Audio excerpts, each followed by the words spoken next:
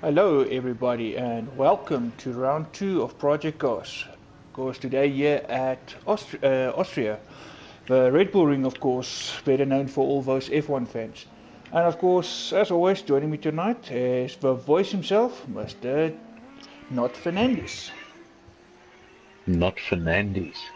No, I think Nah, that's not nah, quite what you were going for. But nah, Mr. good Not evening, Fernando. everybody. I'm so Good glad evening, my everybody, and welcome. co-commentator's awake tonight. That's awesome. So this is going to be perfect tonight. Welcome to round 2. Welcome to Austria. Welcome to the Red Bull Ring. Obviously, if you've been playing F1 with us, you'll be very familiar with this circuit, as will all of the drivers out on circuit.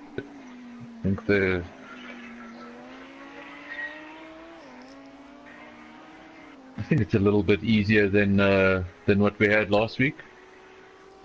I would think so too, yeah, because of course last week was Spa-Francorchamps, and Virgin comes to mind, Eau Rouge, Raylan, and of course rain also came down last week, so was a tough one last week. So yes, I would agree with you. This, of course, in theory seems easier, but it's always easier from this side than on the track. So obviously now in qualifying, don't not like Formula One with your Q3, Q2. We just have one qualifying session. It's half an hour, and in that half an hour, get out there, do the best that you can. But gaps can look different to what you're used to in F1. It's not all about one lap pace, and I'm not sure who's going to be giving it all from the beginning and who's going to be holding back. Interesting. Of course, if we just quickly go back to the previous race, our top three, of course, pulled away early in the race, just basically on the first lap, just after the first corner going to the famous Eau Rouge. A huge pile-up that cost several cars, of course, which allowed the top three guys to pull away. Well, at that stage, actually four cars. So, which actually led to our three podium guys, Vermuna, Gafpeak, and Nismax. Of course, speaking of Nismax, I mean Gafpeak and Vermuna, those two guys pretty much kept with each other the whole race. Of course, smart pit stop strategy by Vermuna saw him actually clinch the race, because after his final stop, Gafpeak could never catch up with him again, and he led basically to finish. Yeah, that's right. It's a recap of Belgium. Really, the main highlight of that race was half the field threw it away on lap 1, or got involved in an incident that wasn't even theirs to begin with. So let's hope we don't see that in lap 1 in Austria. So we get more drivers into that battling field up front. We're currently watching Devon. No lap times on screen just yet. Just the one from we've got two now, but they're all AI drivers. Let's see. So I have Gavin also coming back for round 2 in the Renault. Of course, he's loving this yellow Renault of his. Absolutely love it.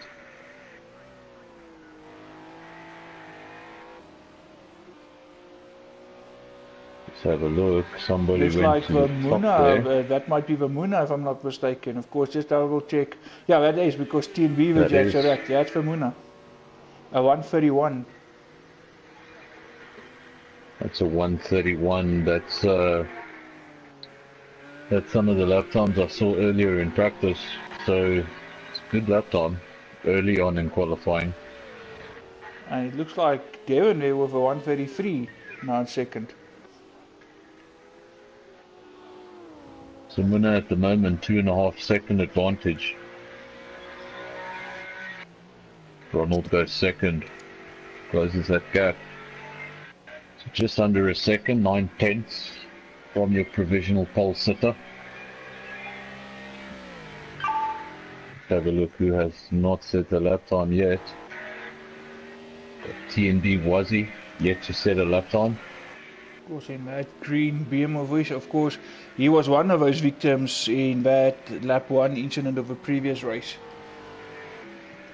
And Gappy running wide there. I think that little exclamation mark, I've got a, you don't see it on your screen, but I've got an exclamation mark on my screen, and I think it's basically when the driver you're watching has a invalidated lap. That's possible. Not sure. Showed me an exclamation mark as Gavin was running wide. I just Mr. Race Director just get us a clip here of TNB the judge. It for a moment looked like almost he might have some damage on that, but of course that can be the camera angle also. Yep, it indeed looks like that Porsche's got some damage already. Yeah, no, that bumper already not looking like it was designed to be that way. Definitely not.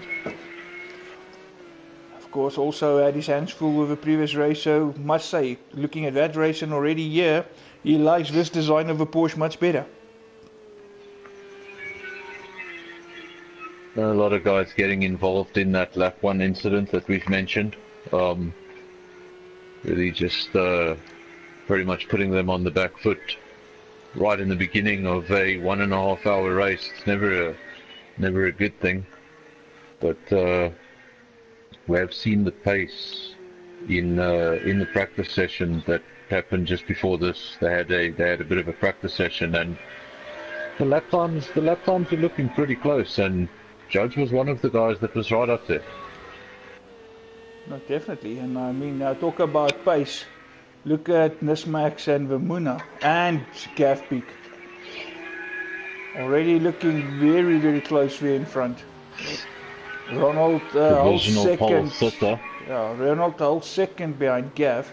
We have a gap between 1, 2 and 3. Yeah, that's less than a second. Half a second covers your top 3. Nismax, Vemuna and Gav cover that top 3. Just half a second. And then a second back, you'll get Ronald in 4th. And the judge makes up the top 5. Of course, still another 22 seconds to go of this practice session. Looking at TNB Wazi now. I believe Wazi not getting any practice coming into this race, so you'll be using this as a practice session, I suppose. Correct. A couple of laps here just to get a feel. Getting a feel for the car and what you can do at what corner, and just got to get a feel for it. He does know the track, of course. One of a couple of guys who have won F1 races here before. But of course, this car is something else compared to a F1 car. Had a little bit of contact there with the car that was coming into the pits. Awkward. So coming down the main straight now. Okay, he improves a little bit. Put him 8th. Behind Devon. So 0.2 behind Devon at the moment. Devon, of course, currently in the pits. And looks like all the AI drivers currently in the pit.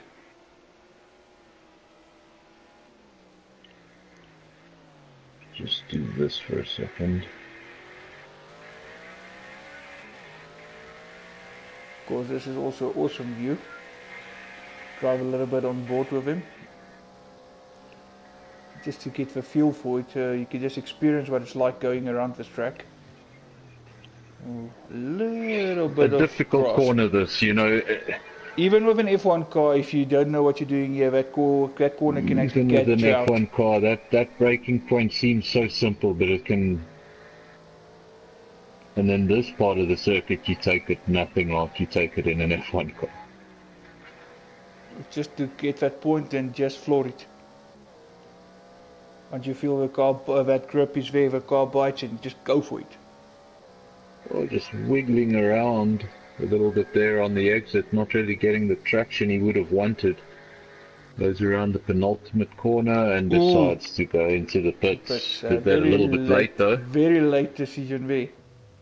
a little bit late, but he goes off into the pits. Let's see, Devon is in the pits. Of course, just to remind Here we all have our the viewers, judge.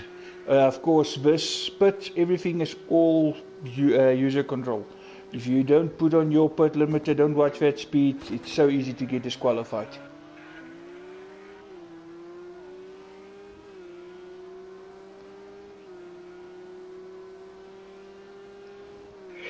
Judge currently in 5th.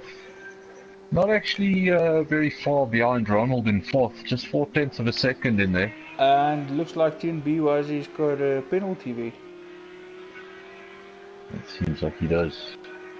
Have a look there. TNB was he 1 grid place penalty, pit lane violation. So I suppose that was speeding in the pit lane. Came in a bit too hard there.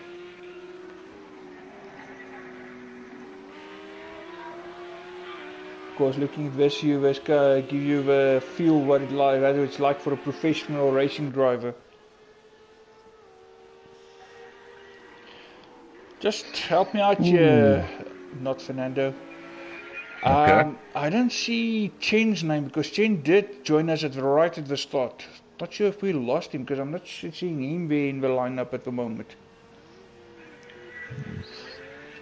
We've got Gav, Ms. Max Munner, Ronald, Judge, Staffy, Dev, Wazzy.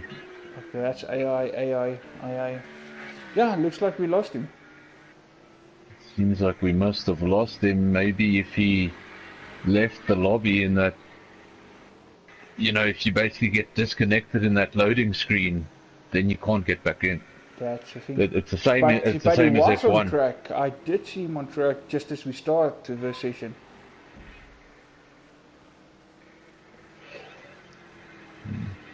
If it was a practice session, I think he could get back in. I'm not sure if he can get back into the qualifying, if that was a disconnect.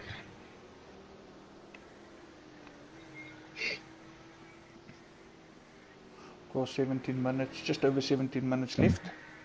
Unfortunately, one of the things you have to give away when you go for realism,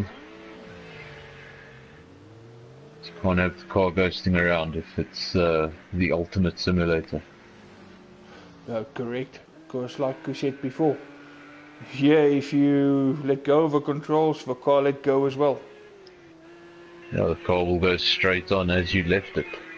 So the F1 game does allow that little bit of a forgiving, and obviously the simple things that you don't even think of that most car games, most racing games do, like taking control of the car once you enter the pit lane. This game doesn't do that, and I've embarrassed myself a few times just driving out of the pits and going into the pit wall. I think a lot of us actually through time make that mistake. Remember time when you started with F1, you would let the AI take control of your car coming into the pit all the way until it goes out. Yeah, nowadays, of course, yeah, you try to do it yourself to get that full effect, and yeah, and then one moment you forget and it's over. Ronald still out there, 16 minutes to go. Looking to improve on that lap time, currently 4th, 1.5 seconds off provisional pole. Of course, Ronald He's actually held by Gavin, so that lineup has changed. But it's very, very close still. 43 thousandths of a second in there. Of course, Ronald made the change. He made a change, of course, from that Martini BMW, as we called it last week. Decided this race, he's going to rather do the McLaren. I know he did mention that he wasn't happy with the handling of that BMW. Fitting colours. I want to remind you of the McLaren F1 car, still of course the orange. Yeah, the orange reminds me of the F1 car, and then obviously Gavin's yellow Renault. So, but I suppose you could call them F1 inspired liveries.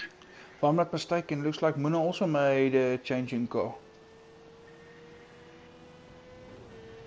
And then now goes over the line. Nothing in it there in the top three. Just basically 2/10 of a second. Oof, cover the top three. Very, very close. Of course, Ronald firmly sitting in fourth at the moment. He's in the pits, as is the judge. Staffy going wide here with his Ferrari.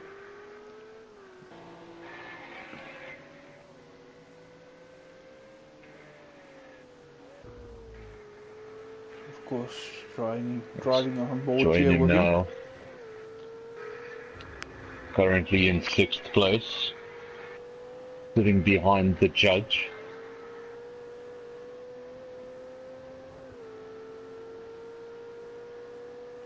Did you note? I just noticed the gap between Staffy and the judge.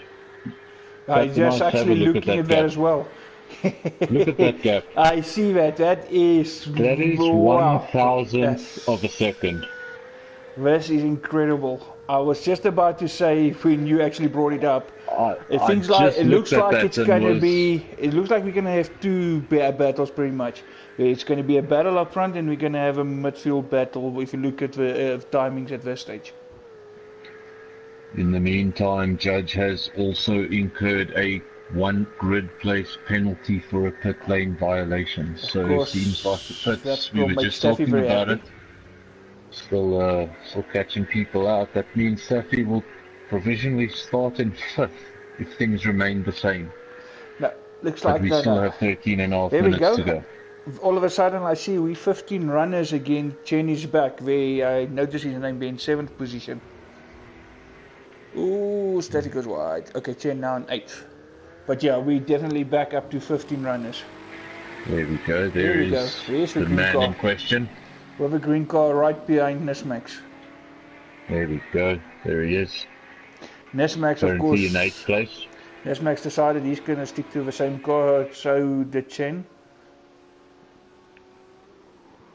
So far, it looks like just for Muna and Ronald that made a change in cars. I remember this car still looking very good at the end of that race. There was one car that just stayed in really good condition. Actually, who was in that Merc in round 1? Merc that was completely destroyed. Completely destroyed. There was a couple of them that was destroyed. There was a Merc that just looked horrible. Because I know that BM of Ronald didn't look good either. I remember that one. And of course, the Porsche, talking about, I was just about to say the judge, the Porsche of the judge was also not that hot until he of course had that disconnection problem. But the judge currently going around in 6th place, just 1,000th of a second faster than Staffy. Ooh, someone does have that grid place penalty, which means he's going to lose a spot. If he wants to start in 5th, he's going to have to be faster than Ronald. Of course, just a reminder to all of you watching, of course, feel free to post your comments and be part of the chat. Absolutely, let us know you're there. You can see there's 4 of you watching. But anyway, still on provisional pole now, Gavin from Nismax, followed by Muna in 3rd, just 0.2 of a second within the top 3. Ronald hasn't been able to improve on that initial time that he did. Still 1.5 seconds off pole. Of course, for Judge actually being patient here, and all of a sudden, yeah, right up there. Also a man that's actually got some serious pace from where he used to be. If he can keep it together, he can also be in that top 5 at the end of the race. Of course, it's all about endurance, playing the long game. A whole hour and a half of racing, it's just keep it on track, keep it clean, and make sure you're there at the end. No, absolutely. I mean, sometimes it's just keep your nose clean for that first couple of laps, really. You know, until everybody sort of spaces themselves out. Just, correct. Just settles down a bit. Just that action in the first 3 to 4 laps. You just got to take care of yourself, really.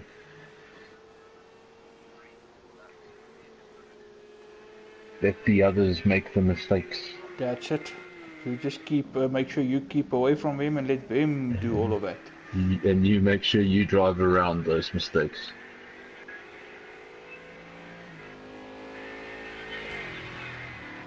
So Nismax has improved that time, but only just. It still stays close. They can- Yeah. Now 3/10 cover the top three with that improvement. Muna now a little bit off, but then again, no further changes on, further change in lap time from him. Just purely Nismax and Gavin going out. Just have a look. Of course, you have the judge we're currently in fourth, and of course, Tim Biwazi also now sitting in 6th position, Staffy moving down to 7th. But of course, with the judge and Biwazi both getting a grid place penalty, of course, Staffy will definitely move up a spot, and Ronald will also get a spot. As things sitting at the moment, with just under 9 minutes to go. Wazzy has found his way up to 6th place in the meantime. On board, of course, now with that green beam. I'm sure he will only get better with every lap he does. Said he hadn't practiced. So every single lap you do, you're going to understand this track a little bit better. And also get rid of some of that F1 muscle memory. Correct. Yes. I think if there's one guy who would have changed the livery of his car, that would have definitely been Wazi. He would have definitely replaced this green with pink. Yeah, no, I'm sure if there was a pink option available. Ferrari looking a little bit dinged.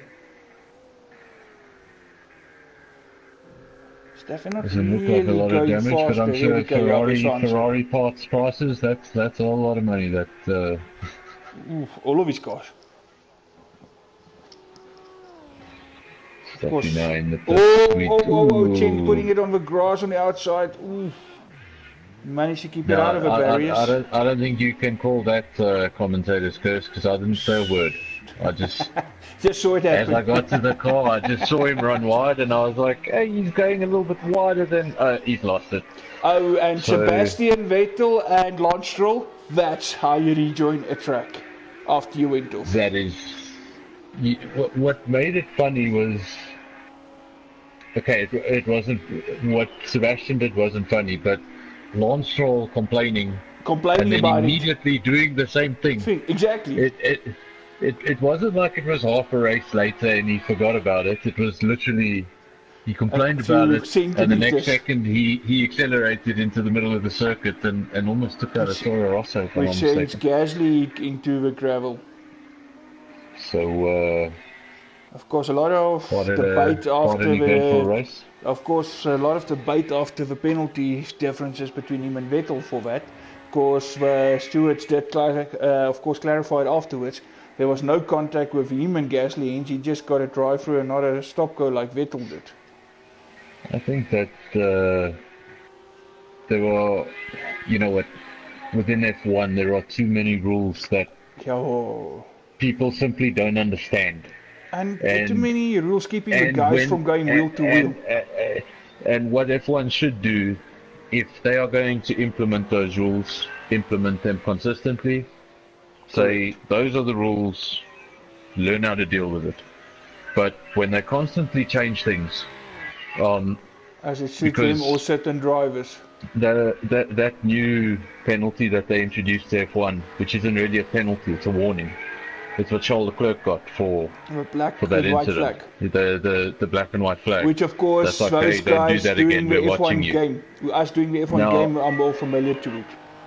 They've implemented that, which basically handed Charles Leclerc his first Grand Prix win. But if that had been implemented sooner in the season, if that had been implemented sooner in the season, Vettel would have won Canada. That's the thing. Things could have been differently. On that rule, Vettel would have won Canada. So correct. And that's within the same season. Yes. Exactly. So if that was the rule for Vettel, maybe should have showed consistency until at least the end of the season when you change something. Because if that's the case, then because the Vettel Hamilton incident in Canada, that was also very marginal. if that's the case, then I feel Vettel should have been credited with the win. Correct. And that's the whole thing about F1 at the moment. No consistency, stupid penalties and stuff. And it's like it's like double standards. You want to encourage the guys to go wheel to wheel, but at the same time you want to penalize them for doing it. So no, you can't have it. But anyway, looking at Gaspic again, trying coming behind Chen. They're sitting in a bit of a paradox right now, because people want wheel-to-wheel racing. Just a few weekends ago, we got reminded how dangerous racing can be, and then where does the wheel-to-wheel stop, and where does the penalties come in? And correct. It's a complicated process, and I think getting all the fans happy is practically impossible. But that's one thing of life. You can never have everybody happy at the same time. It will never happen. I've met F1 fans that have very different opinions to me. Correct. Even in something as simple as a driver. Yeah, no, he's just maybe just lining up this final corner. No, he's just he's letting Chen get away. He's trying to give himself a gap where he's not on Chen because he couldn't get past Chen. But of course, at the same time, looking at what now with him and Chen, I must actually give it to Gaspic. I must pay this guy a compliment for last week, the patience that he showed, because he and Vermuna was under a second from each other for the majority of the race, of course, until that last pit stops. And he could have so easily have lost his patience, and it could have cost him his race or Muna, or even both. But he didn't try anything stupid, but he just couldn't get past Muna. So very good driving by Muna as well. So I must compliment both drivers, in fact, for the clean, precision racing. Of course, the way Muna defended, and Gaspic, of course, kept his cool, not really, making, pushing it and causing himself. So really, both drivers, I take my hat off to both of you.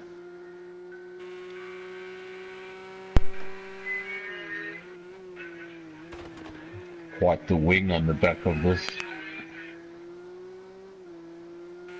Because Gaspic is not a guy that sometimes can be very patient, to be honest.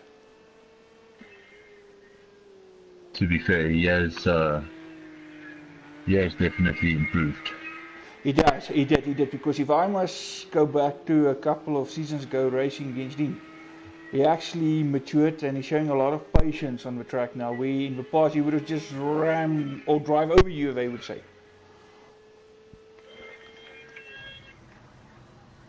Currently, basically 2 minutes remaining on the clock. Nismax on provisional pole. Gavin is out on circuit. He's going to try and clinch that pole right at the end. Another man out on circuit is the Muna, currently second, just 0.2 of a second off provisional pole. Ronald's still in.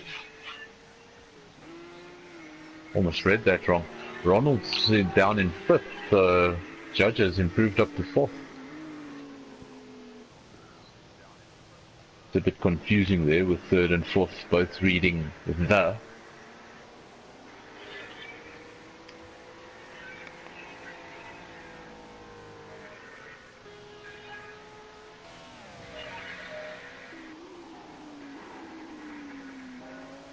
Just over a minute to go. Guys going over the line now. They will get their final laps in. Let's have a look who's out on circuit. We've got Tnr Round out on circuit looking to improve. Judge is out on circuit. Does he improve with this? Goes over the line. He's still got 40 seconds, so he can do another lap. Gavin has come into the pits. So, unless... Just checking there, no one else so far with penalties. As far it's still just the Judge and Tnr Round. Just the two of them. Yeah, and both of course a grid place penalty. Judge, the only one really that can improve, change that top three, but he'd have to find 1.3 seconds in order to do so. Another man out on circuit is obviously Wazi. So, see, where is Wazi? Where's Judge? Let's follow the BMW, see if he can improve. Going now around the penultimate corner. Don't want to run too wide there. Oof, runs wide at the last corner onto the start finish. That'll compromise the lap. It was 1.7, the gap. It's 1.6. So it was an improvement, but not good enough to change his position. Let's have a look at... Of course, just waiting now for everybody to come around to finish this last lap. Judge now coming around the final corner. Does he improve? The gap was 1.5 seconds. Let's have a look. No change. And the gap remains the same, so no improvement there. Don't think anyone can really improve. We're just waiting for Chen. He's going to come over the line. The gap was 2.4 seconds. And he improved that gap to 1.9 and he goes 7th. I still think this is going to be a hell of a race. Some interesting battles shaping up. And also nice to see but all the human drivers ahead of the AI. Makes it interesting. So no one will have to start amongst the AI. Of course, it's just confirmation. Confirmation. You want to go through it? Yeah, Dismax, Gafpick, and Vamuna, of course, finishing off your top 3. Then we've got the Judge in 4th, Ronald in 5th, Wazi in 6th, of course, Wazi and the Judge still to get that grid place penalty. Chen 7th, of course, right at the end, Staffy dropping down to 8th. Devon then in 9th, which makes up your 9 human drivers. And from 10 down to 15, of course, is the AI drivers. Obviously, that means Chen will start in 6th place and Ronald will start in 4th, according to those penalties. Correct. So that means you're going to have Nismax, Gavin, Namuna, and Ronald all off the blocks, all very quick drivers. Judge, Wazi, all there in the top 6. And Staffy sitting there in 8th, waiting to pick up the pieces.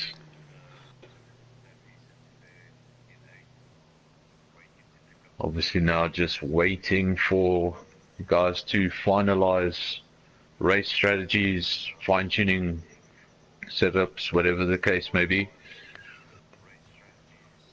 This is the last time they have before the race, and then obviously an hour and a half endurance race awaits. Actually, something that will be quite notably different from last week is the amount of laps we're going to do. This is obviously a much shorter circuit. Shorter, correct. So it's going to feel longer, even though it's an hour and a half. If you're thinking about those laps, it feels longer.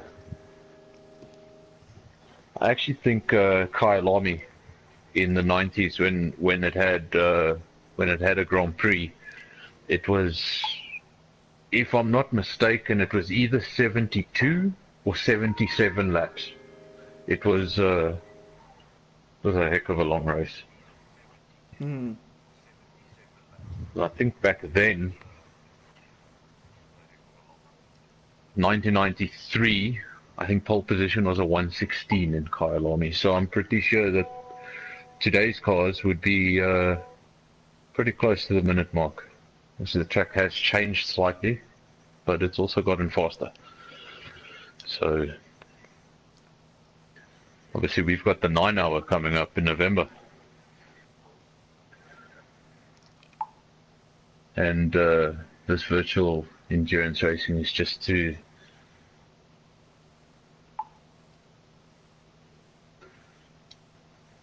get us ready for November. Yeah, I know you're with me. Yeah, I'm still with you. I'm just catching up here. I see a couple of comments here by Staffy, of course. Looks like this guy is really wanting to go racing tonight. So, yeah, so let's see if he can take that chat and stuff and put it into action on the track. But yeah, coming back to what you're saying, of course, looking at this sim racing, of course, and in a couple of weeks from now, because it's literally just a few weeks, of course, the 9-hour endurance race at Kailami, and of course, a couple of the guys is going to go. So some good times coming up. Yeah, no, definitely. That's going to be fun, and obviously there's going to be international talent at this race, and obviously a lot of local talent at this Correct. race. I know one of my favorite drivers, Jordan Pepper. He'll be there. The Van der Linders will be there. Yeah, I was just about to say the Van der Linde bros. Really can't wait. Okay, we got Nismat just saying here, we're still just waiting for the peak. Good to see South African motorsport somewhere on the world calendar. Of course, let's just see what's coming up.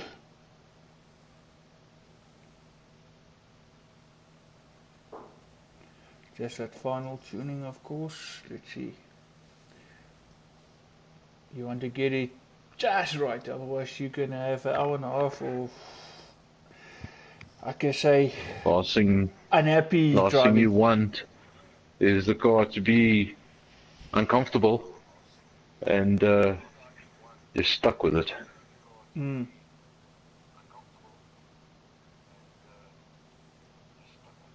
Of course, once you made your choice, that's it. And I mean, an hour and a half sitting with a car that you're not happy with, not nice.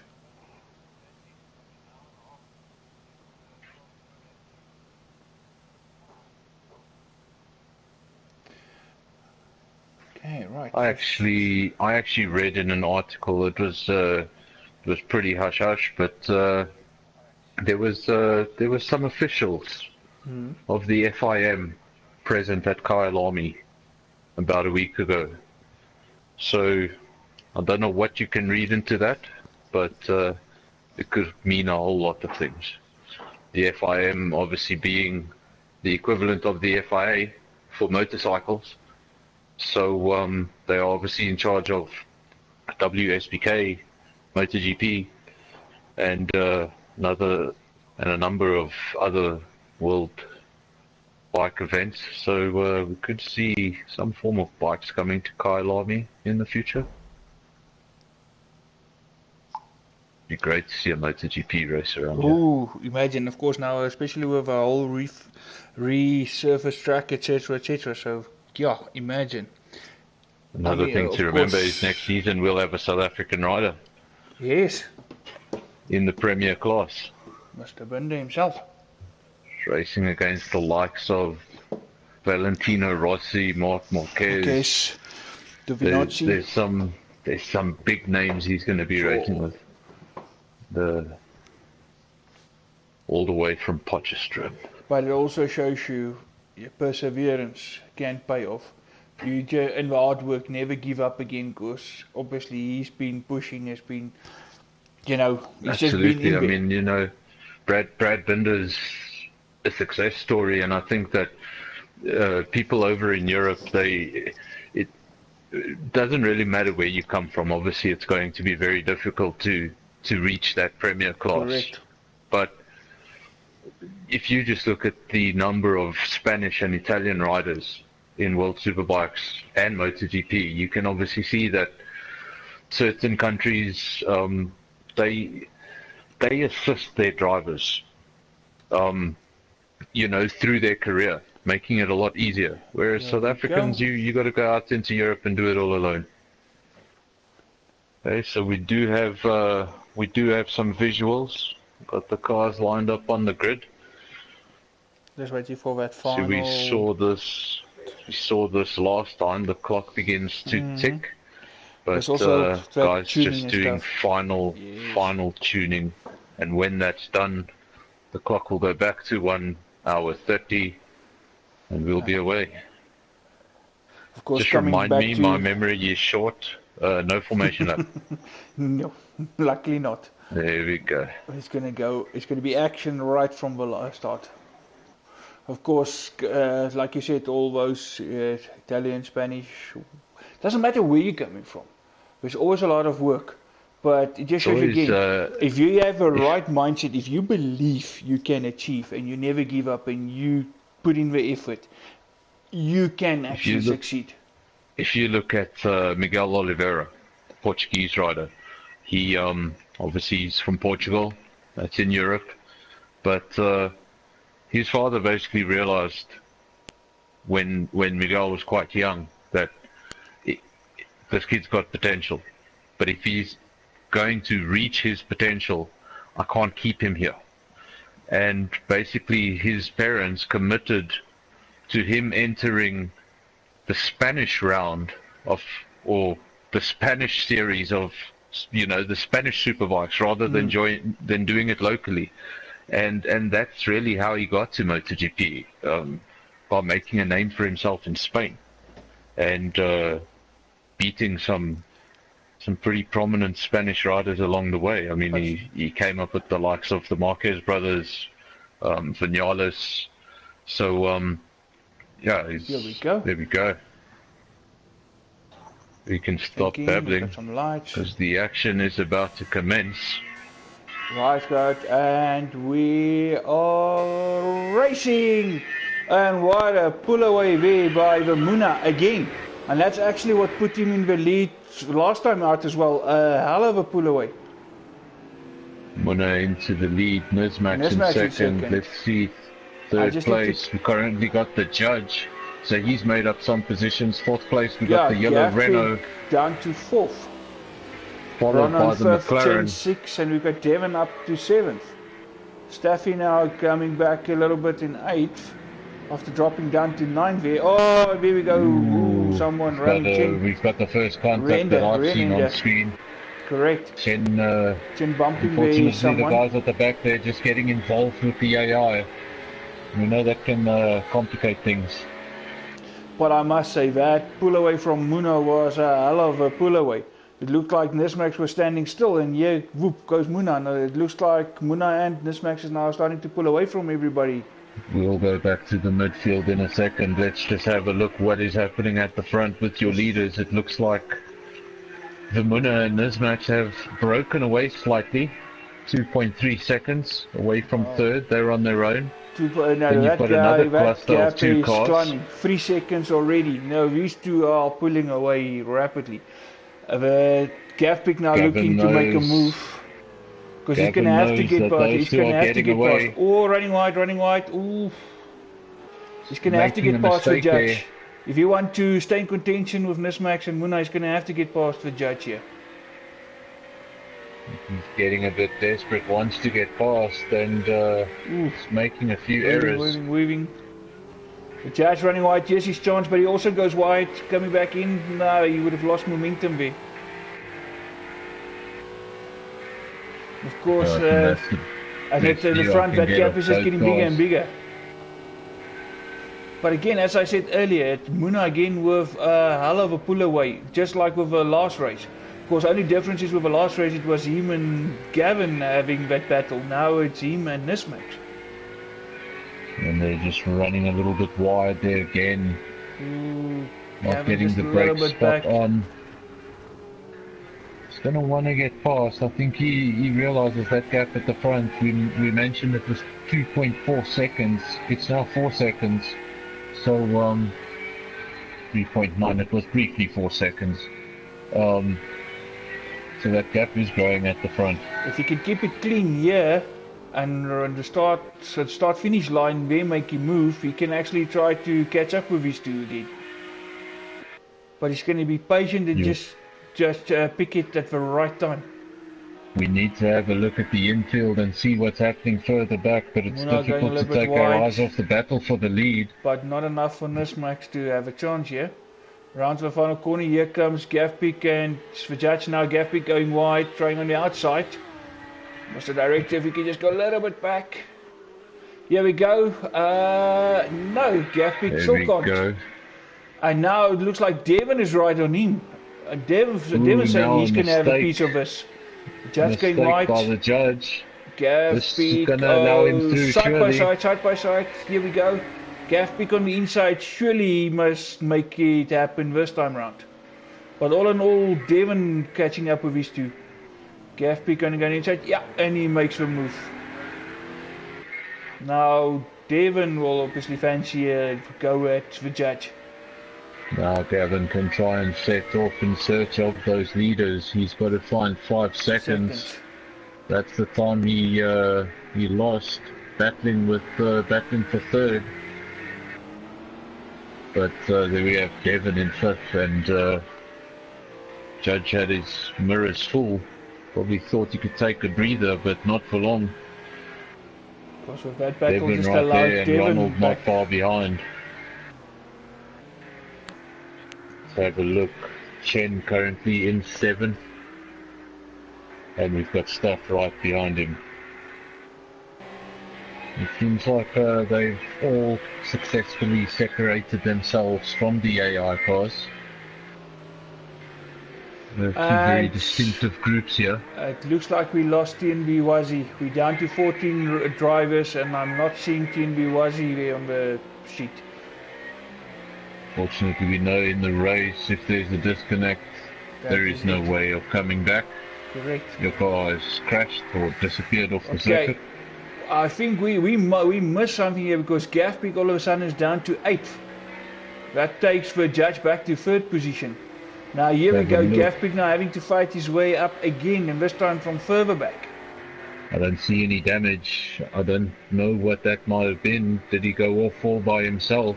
Looks like he might have ran wide, which cost him a serious couple of positions, all the way from 3rd down to 8th. Don't see any damage on that car. So I don't think there was a collision of any sort. It might have been just a mistake on his side. It's obviously promoted the judge back into a podium position. And Gav now managing, and Gav going up to 6 now. He's ahead now of Chan and Steph again, so he will be chasing after Ronald. Oh, and Steph and Chen there was some contact. Yo, looks like Steph just come up a little bit too. Oh, and Chen goes off. I think if that contact with Steffi might have pushed him wide. So that means Chen gets relegated to 10th spot. Doesn't need to worry, just needs to get his head down. Long way to go. And obviously we were talking earlier about these opening laps when things just need to settle down. Yes. You know, at the moment, wherever you look, there's some sort of battle. Now, just a correction, that car is actually not Nismax. I see it's AI, so Nismax also changed his car for this week. I think Nismax has... Audi. There we go. Nismax is in the R8. So there's actually an AI that looks like Nismax's car from last week. Yeah, because if you look at the car of last week, correct. We follow Gavin around. He obviously, he's now collided with the McLaren. With Ronald, yeah, and Ronald looks like he went wide and came back on track there. Because definitely some good damage on that McLaren. Looks like that bumper wants to come off now. So now that McLaren obviously seriously damaged, he's going to start losing time. And Devon goes wide and Gav makes it look very easy, and all of a sudden Gav is behind the judge again. Gonna have to pass him all. Oh, Gav runs wide, and now Devon says, "Thank you very much. I'll have some of that." Return survivor. Just making hard work for himself at the moment. Making his own mistakes. There's no damage on that car. No, definitely not. He hasn't hit anyone, so that's just running wide and mistakes. I think maybe just I think he's a little bit too concerned about those two at the front getting away, and that's where the mistakes are creeping in. I think he's on the edge. Mr. Director, can we perhaps get a guest commentator here? Sure. I think if we can get maybe Wazi here, then we can share some comments here.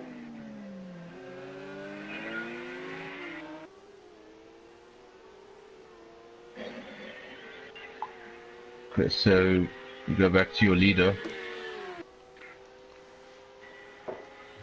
Ooh, and it still stays tight here. It's very much the same as last week, but of course, hey, Nismax, as we say that here comes Nismax on the inside. Of course, next corner Muna will have the inside. Yep, Muna keeping his cool, keeping it there. But of course, very much the same as last week. Only difference is this time Muna's doing it with Nismax. So yeah, so 2 races in a row where Muna don't have any opportunity to breathe. He just needs to keep his head down and go. These two really displaying how you can be aggressive, how you can be on the edge, and how you can drive cleanly all at the same time. So they're going side by side, they're swapping positions, they're on each other's gearbox, and neither one of them has damage. He's lining him up, you can see him twitching, he's thinking about it. Just letting him know he's there. You're going to make a mistake, I'm going to pounce. Ronald now running in last position and about to be lapped by these two. And that in that's less than 10 minutes. Yo, what the 10 minutes this was. It's actually a difficult situation. You want to give the guys, you want to give footage of the entire race, but when these two battle the entire time for first place, it's difficult to take the camera away. We'll leave them briefly, 0.4 of a second, the gap. We go back to the judge, who's in third place, and he's quite comfortable in that third place for now. Devon 3 seconds behind, and Devon's got his hands full. He's got Gavin in fifth. So Gavin needs to get past Devon again, and then make a 3-second gap to get to the judge, and then he has to pass the judge again. And I think he was behind judge for the 2 or 3 laps. Just could not get by. Okay, just got confirmation there from Chin Biwazi. He actually missed the strategy window. That's how he missed. That's how he actually got out. Of course, if you don't do the relevant within that limited time, you also get a miss the race. Oh, I see. Okay. Yeah, so he missed the strategy call, and he confirmed no, it's fine. He will join us another time here in the comms box. Of course, looking at this battle, it's like Gav Peak just can't settle down. He keeps making silly mistakes that would put him a position or 2 back, and then he have to start all over again. Just tripping over himself, really. Yeah. He's doing a fantastic job. Like, I've mentioned it 3 or 4 times already, but there's no damage on that car.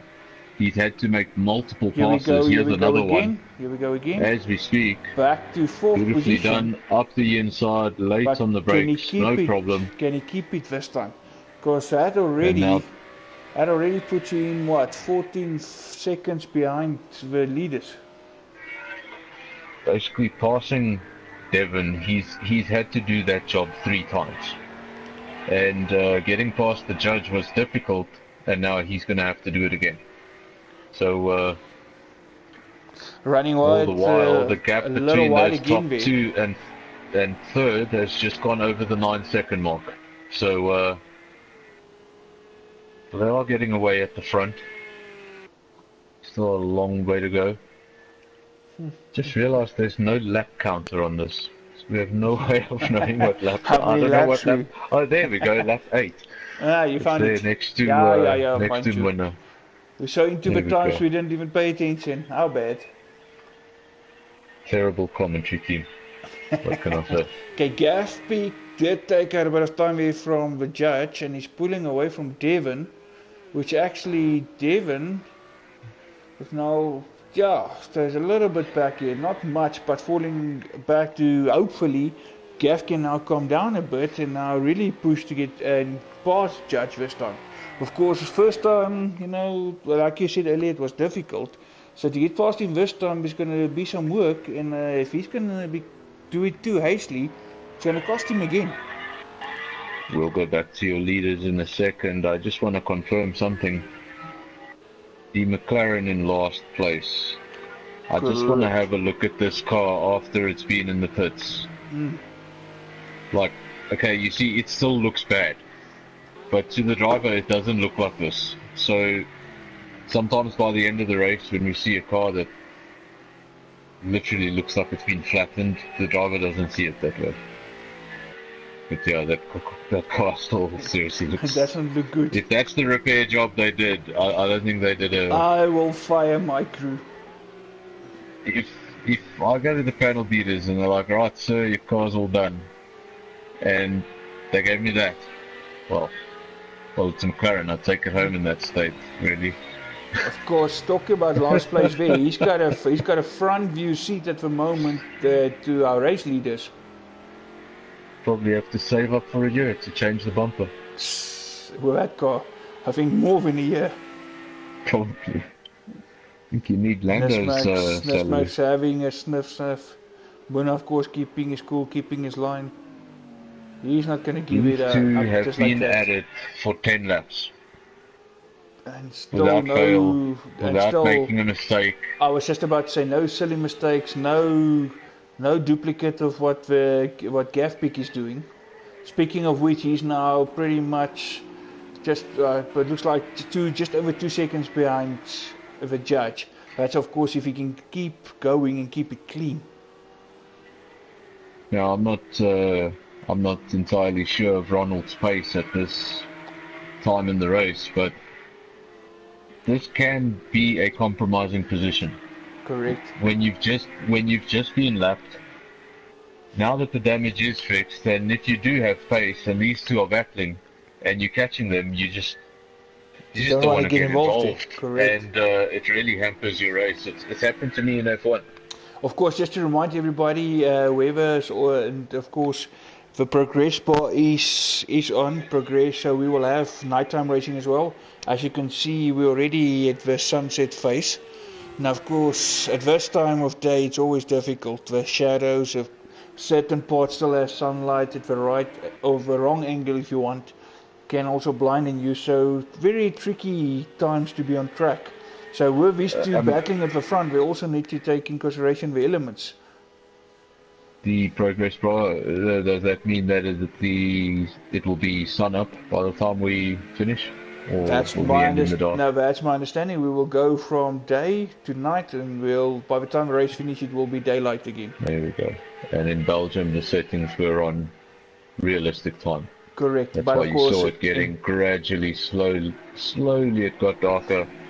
But and of course, wetter and wetter and wetter because of all that rain coming down.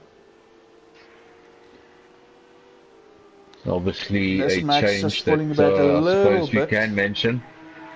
A change for round 2 that we can Here mention we is go. The judge and Gavit gap is now under 2 seconds. We're looking literally just over a second there. Looks like Gavi is now finally getting his act together and he's keeping it there. there's Max right back. Fell back a little bit, but Ooh, a little bit wide, but he's still staying in contact there. Not letting Muna getting away. it's getting a little messy. We just see, and of course we're not talking about Lionel. No, not at all. Of course, it's going to be interesting about strategies. And now the judge and Gavpik really going. And of course, right at the right time. Thank you for that, Mr. Director. Right at the right time. Gavpik on the inside, he's going to make it. But is he going to keep it this time? Is he Can he going to keep run it wide? together? Actually not. He's keeping it clean this time. Can he now There we really go. actually get it in motion and start chasing after the two leaders? Now he's got. If he can start that chase, feels like I've said that before, but he got past Judge a couple of laps ago, and started that chase towards the leaders. The gap back then was 5 seconds. Well, this time, if he's going to do it, the gap is 15 seconds.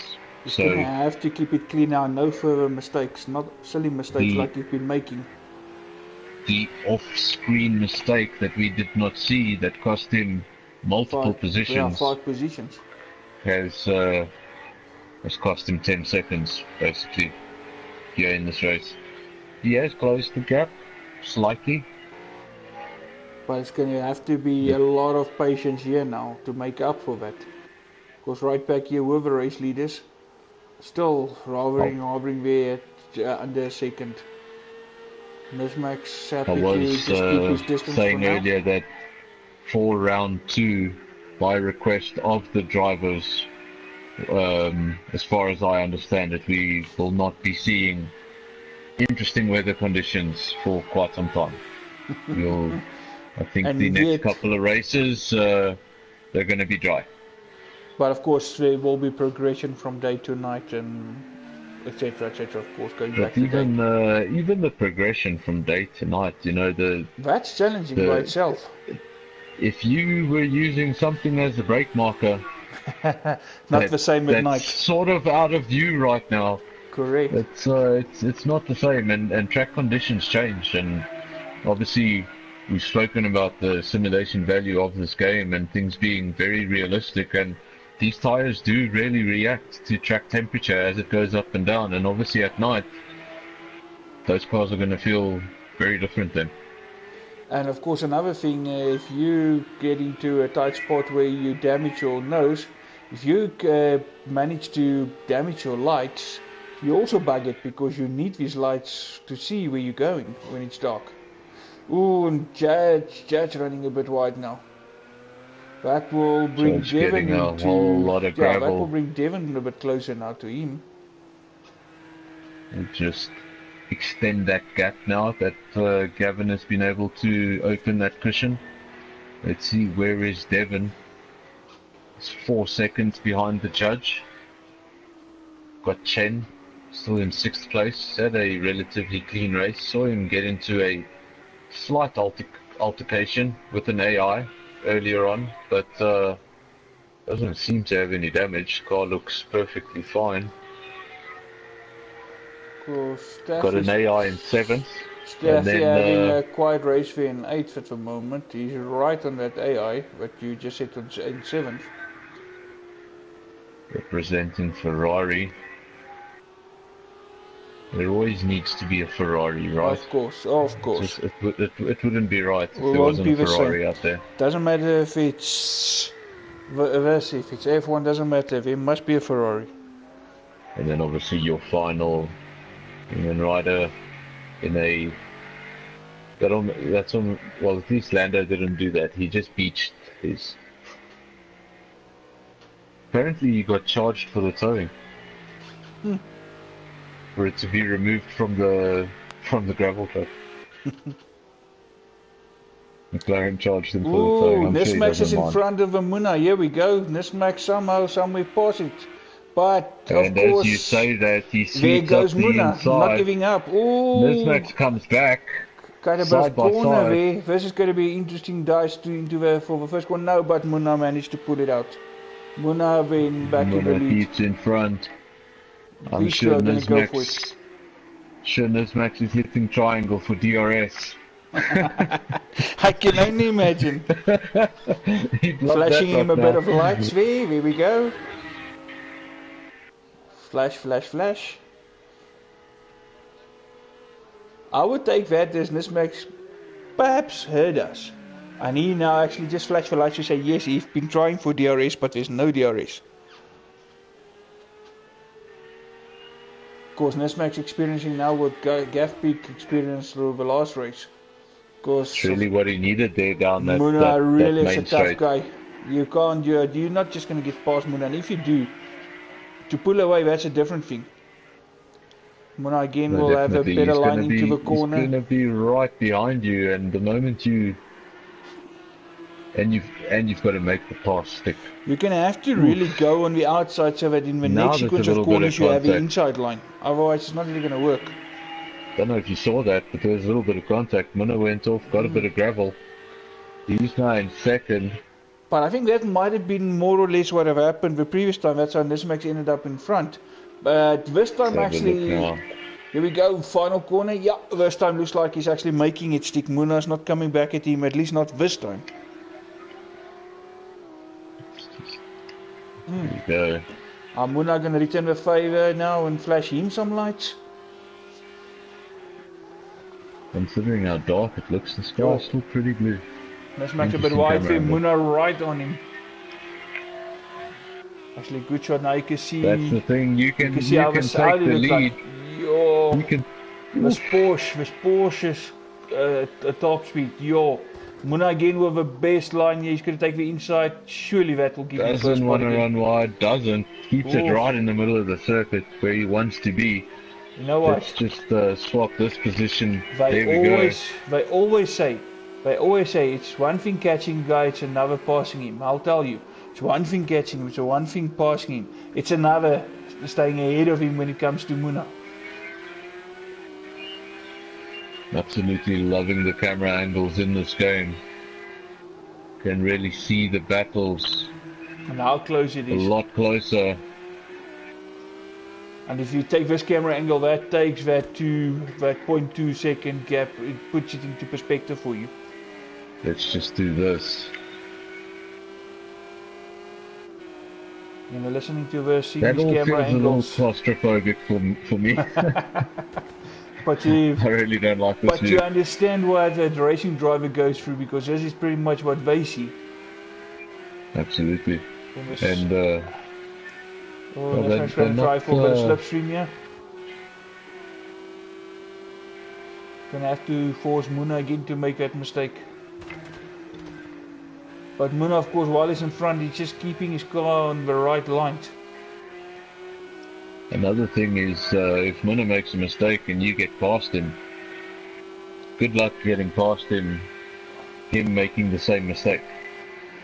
And of course, as I said, if you pass him now to try to get away from you, Ooh, oh, now let's he's just say it run is wide. going wide. This backs down, but let's see, the Porsche of ID, who's got the better traction out of it. If Nismax now just stay on the inside for the next corner, no, and he's giving Muna space, and Muna's going to go on the inside. And this is exactly how he's been defending the whole time, just keeping on that inside. Oh, and he's running wide, and Nismax again goes on the inside. But it will give Muna a better run, and now Nismax actually switch back. That's clever racing there by Nismax, because that will give him the better line into the next corner. This has been So side Muna by coming back on side, the inside over again. and over again. Here we go. Muna back in the lead. Can't tell you how many times they've changed position. But we'll stay with your leaders. Brilliant battle. Can tell you that down in third place, Gavin, actually gained. He did take some time out of it.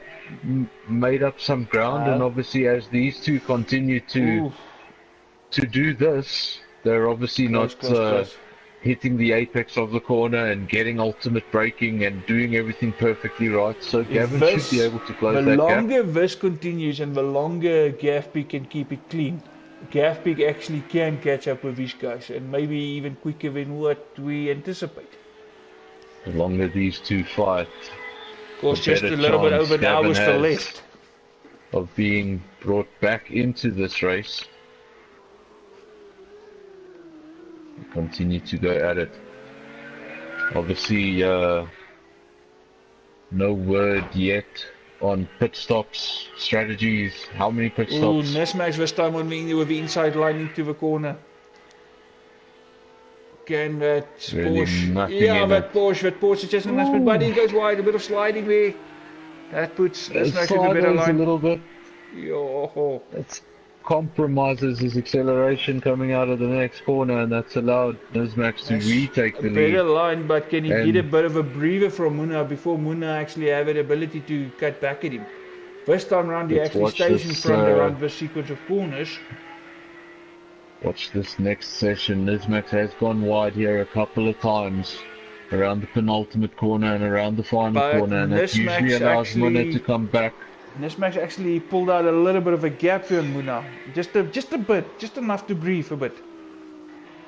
But of course Muna's going to be right on him. We're calling it a gap, and it's half a second. For them it's a huge gap, because that's the biggest it's been for a while. That tells you what a battle it's been. Yo. And that gap down to Gavin, dropping very briefly to 11 seconds. So this is definitely really impacting the gap. Steadily, Gavpik is getting there, and if you look at the lap times, Gavpik actually he's lapping faster than these two. There is Gav, number 7, the yellow Renault. No damage on that car, everything looks good. Continues to close that gap. Continues his pursuit. And he's now, of course, 14. He's now 14 seconds ahead of the judge. Sorry to leave Gavin. I Oh, and just looked up Muna at the going timing back in front. screens. I looked up at the timing screens and saw 1/10 of a second. And boom, there it goes again. So If Gatsby can catch up here and join this battle, we're in for an interesting second half of this race. A three-way battle for the race win. That would be awesome. these two just don't stop, and No. I think it's good. They are going to have a really ugly surprise if these two are going at it and Not realizing Gavin decides Gatsby. to join. Hey, Things could change very quickly if you add a third person there to that equation. and remember that saying, age-old saying, two dogs fight over the bone, the third walks away with it, so be careful. They might be so focused on each other, Gavin might come unnoticed and actually pass both of them. Obviously, Gavin making a mistake in round one on his strategy, and I believe coming out with he didn't put in enough fuel to finish the race and had to make extra pit stops as far as I got it, and obviously he's learned from that going into round two, and if he can get his strategy right here, He's gonna be in the he could but now still a come little into bit this. of a gap opening up again. Just staying Back there. up to 12 seconds. Just as these two have sort of stopped arm wrestling for a couple of corners, that gap immediately I think that's a good way of picks putting up it. half a second. I think we can call that arm wrestling. That's actually a good way of describing what we saw I so far. wanted to say give it up for a couple of laps, but no, they don't. It's like literally for 3 or 4 corners, you're like, okay, the gap's half a second. There's a bit of a gap, and then no, there's no gap. It's a tenth of a second again. Steffi still holding So- position then 8. Of course, we still got Ronald there running at the back in that battered McLaren. Devon still keeping firmly in 5th, but of course there is a penalty there as well. And Chen looking good in 6th. Just break away from your leaders for a second. We'll just keep an eye on those positions, make sure there's no changes. Let's just have a look at Gavin. That gap Gappy. again, Still 12.4 seconds. yes. So now just hovering. That momentum he was gaining on the leaders is seeming to just stabilize a bit. Yes, his initial Good. his initial pass on the judge and the time he made up there. If he didn't lose all that time with the 5 places he dropped, he would have been very close to him by now. If you remember much earlier, I said that the first time he passed the judge, the gap was 5 seconds, and the Correct. second time he passed the judge, it was 15. So that's So, 10 seconds, yes. and he's 11 seconds behind your leaders. So And if I he think stayed would with have that been 5, he could have been right right up there. We could have had a three horse race already. And obviously that's not counting all the time.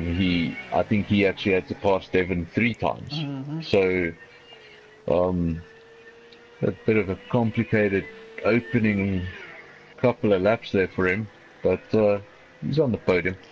But he managed now to actually, now that gap actually came down to 11.5, so he gained a bit now again. Devon also just keeping it clean. Some very obvious Italian colors on that car. Gap coming down further now, under 11. All of a sudden, from standing still, looks like that gap is actually now moving again. Let's go So, back but now to it's going Gavin up to and 12. I'm not back. sure if Gavin did a small mistake. Because as much as it looked like it's coming down, all of a sudden it opened up to 12 again.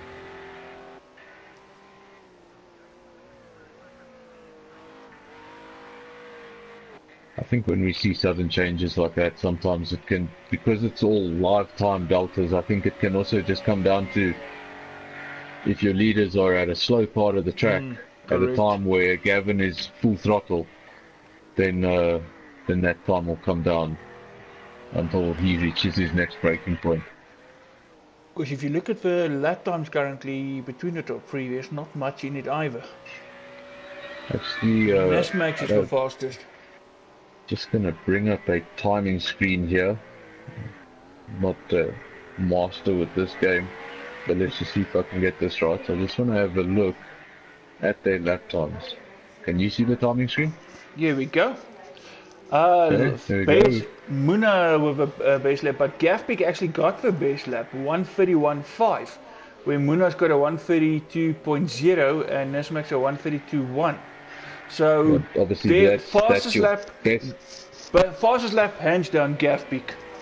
If you look at the column next to that, the last lap, that's where you really see the pace of these three Correct. drivers is Pretty much the same. They're matching each other. Everything's changing there. They're going over the line. Look at that.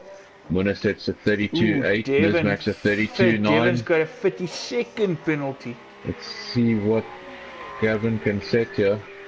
Staffy now in the pits. Flat. Yeah, Staffy in the pits. That dropped him down to 13th place. So nothing in it.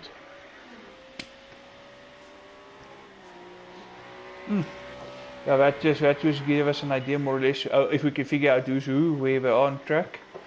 Trying not to give away people's strategies like I did last week. Yeah, please don't. Some of you might just be listening here, and that's what we're waiting for. Someone like Steph. I know Steph like to listen to strategy as well. We're down to 2 watches, so I think that Ferrari might have taken damage because all of a sudden Steph is falling way behind Ronald.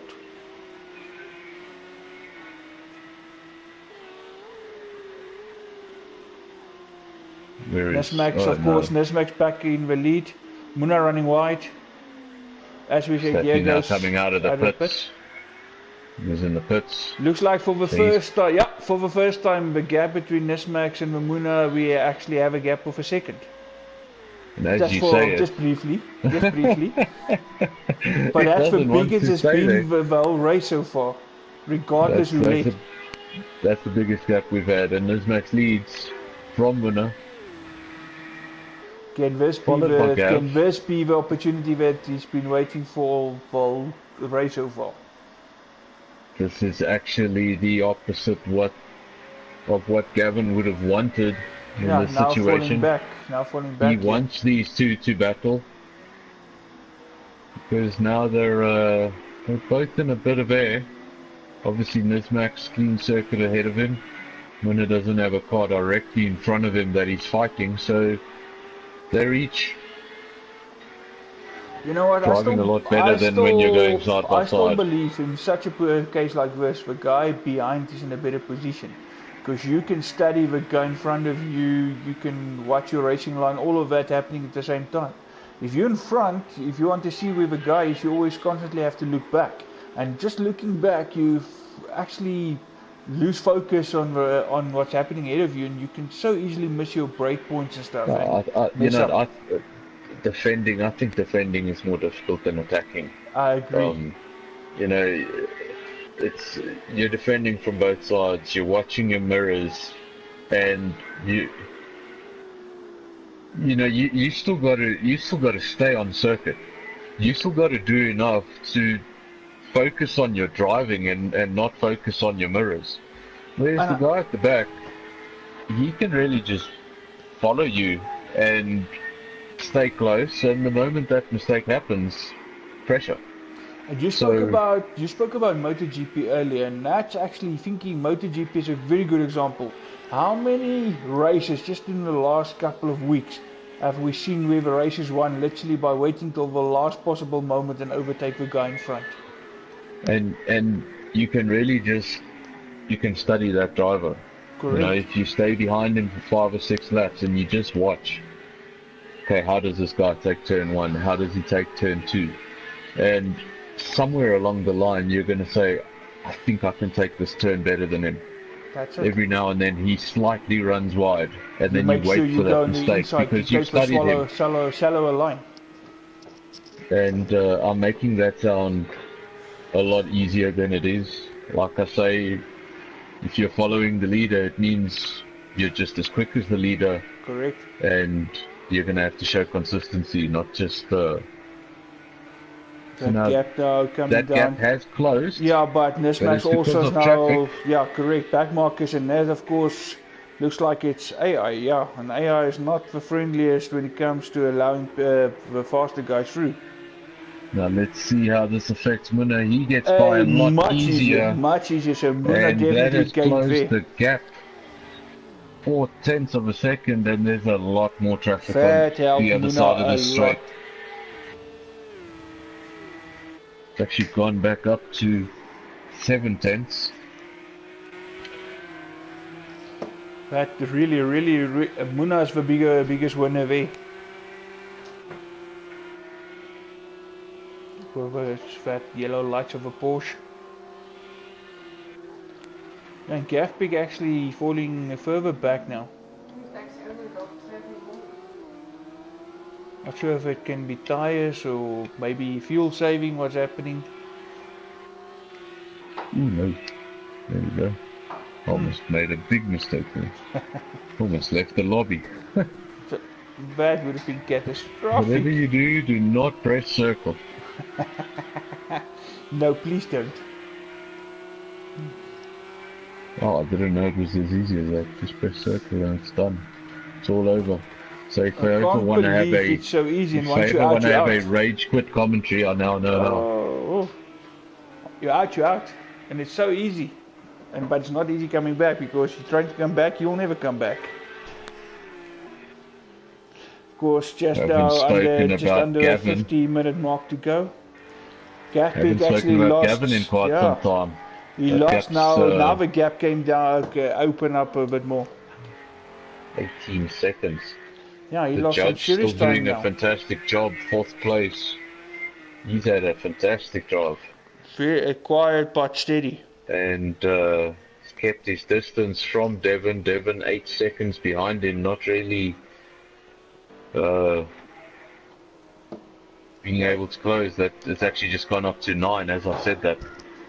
And then right on the other side of the field, Ronald. Ooh, and the Muna right back, and there we go. Muna goes back into the lead.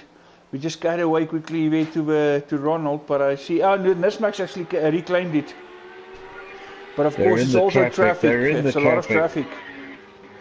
And I'm pretty sure this is all AI. Oh, this is Muna's all gonna AI go. traffic. Muna saw the gap there, and he actually goes on the inside.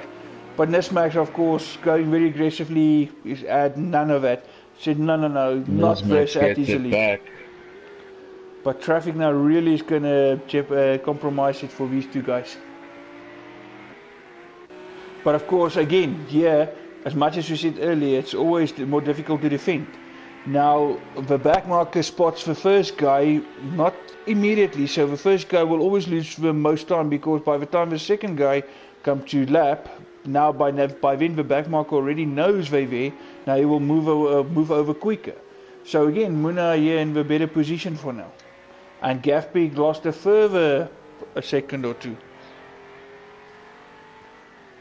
Going backwards now that again. Gap up to 20 seconds.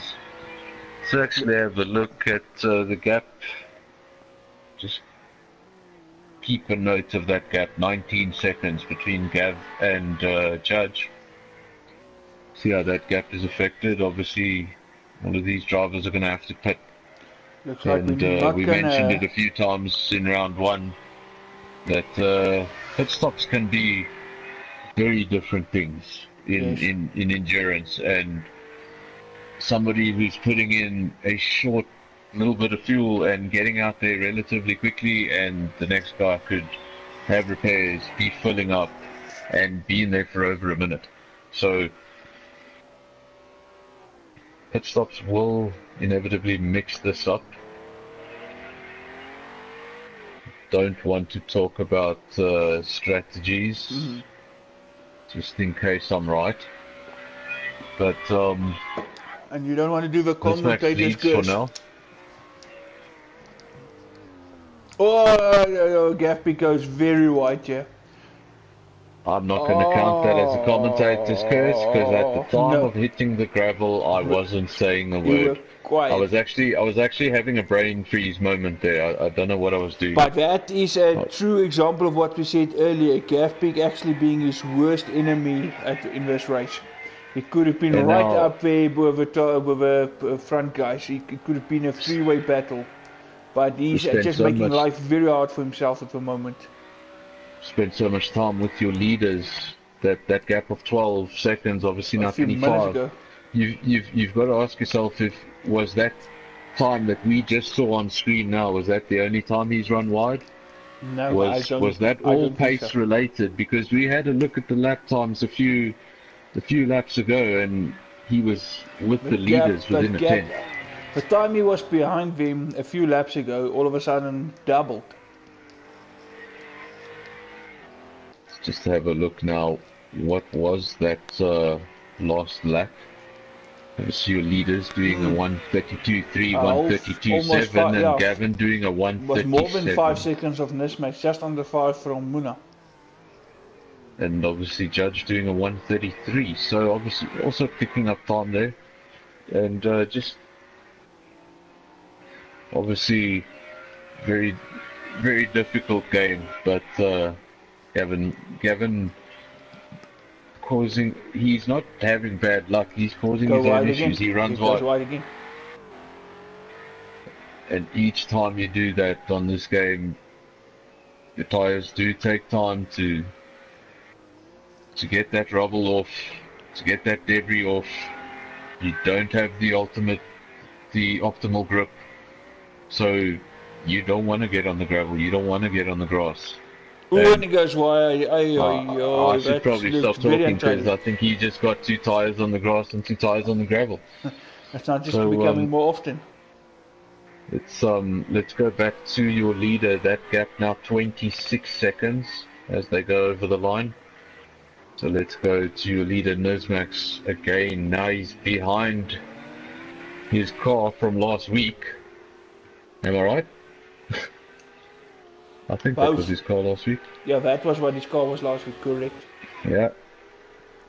Mr. Race Director, so please can I have a positions back? There won't be very happy. Won the race last week and now he's being lapped. Oh, and the AI making life difficult for Muna this time. Definitely some contact there. And that one, that could be a tank slapper. I'm just waiting for Not sure what it's called. I'm just waiting for the race director to just give me my timing screens back so that we can look at those live positions again as who's where. Sorry about that. Just tell me when that happens. Thank you, Mr. Director. Of course, Staffy's still there in last position. Ronald now up to 11th.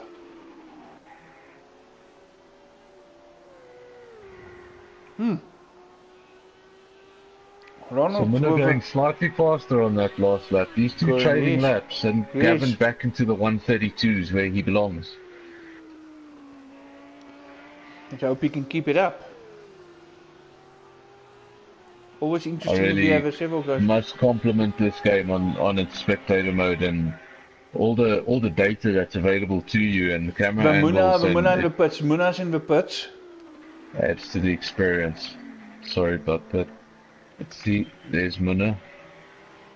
Now let's see, that's allowed Gavin up into second place. That gap was 25 seconds.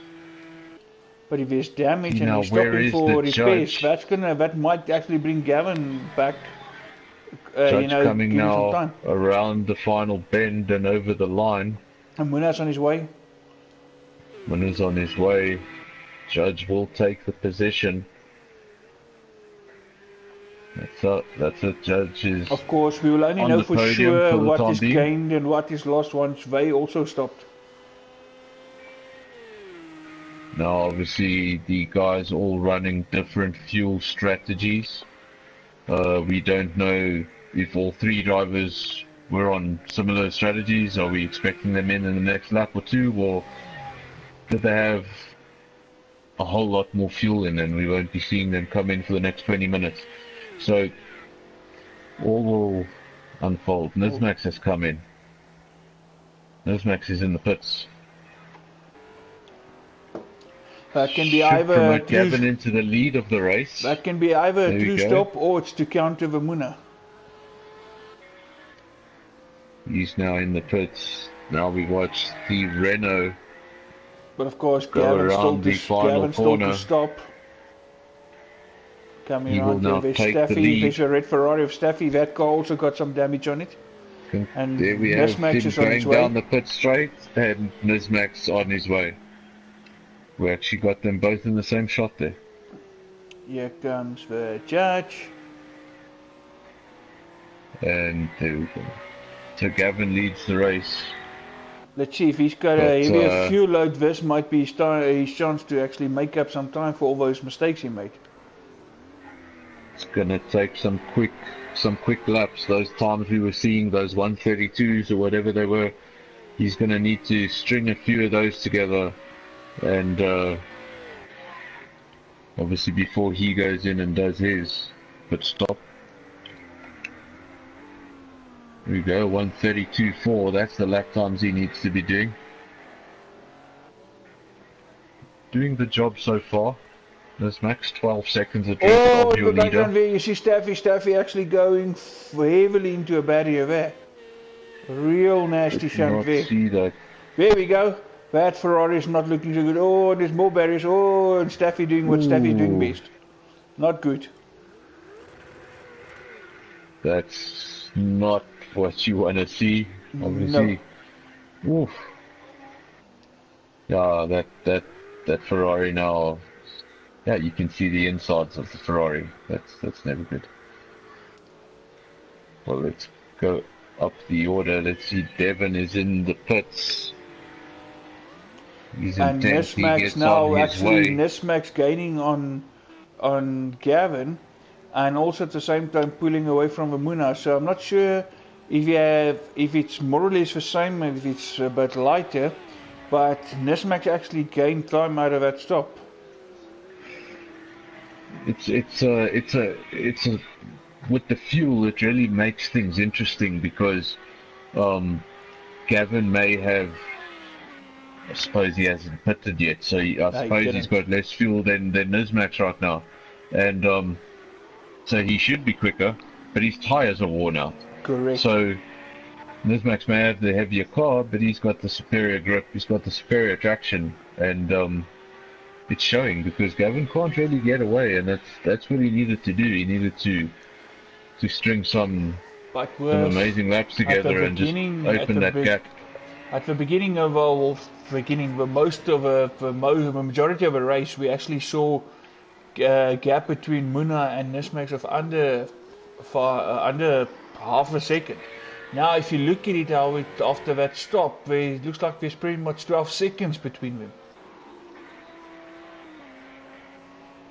So really going Nismax's way at the moment, but of course we don't know how much fuel is on board and if he's actually able to see it through till the end or if he needs to stop again.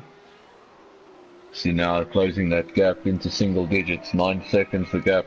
If he can catch and pass Gavin. And at this rate he's also been pulling away further from Muna.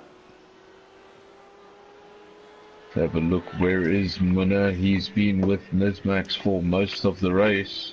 But obviously compromised in that pit stop. Lost a lot more time in the pit lane than his counterpart, than his rival for this race. Yeah, that pit stop has ultimately separated them. Because either that or a collision. I have to apologize. I got so into this race I forgot to move a few buttons. Controller just switched off. Sorry about that, folks. But I'm so into this now because some interesting things is actually coming. Because this is shaping out to be a very, very good race. But of course we're still just waiting to see what happened pit-wise there with the Judge and Gav Peak. But of course, saying that, Nismax again took some time out of Gav Peak. Slowly but surely that gap is dropping. And as you mentioned earlier, of course, Nismax with the better tyres at this stage.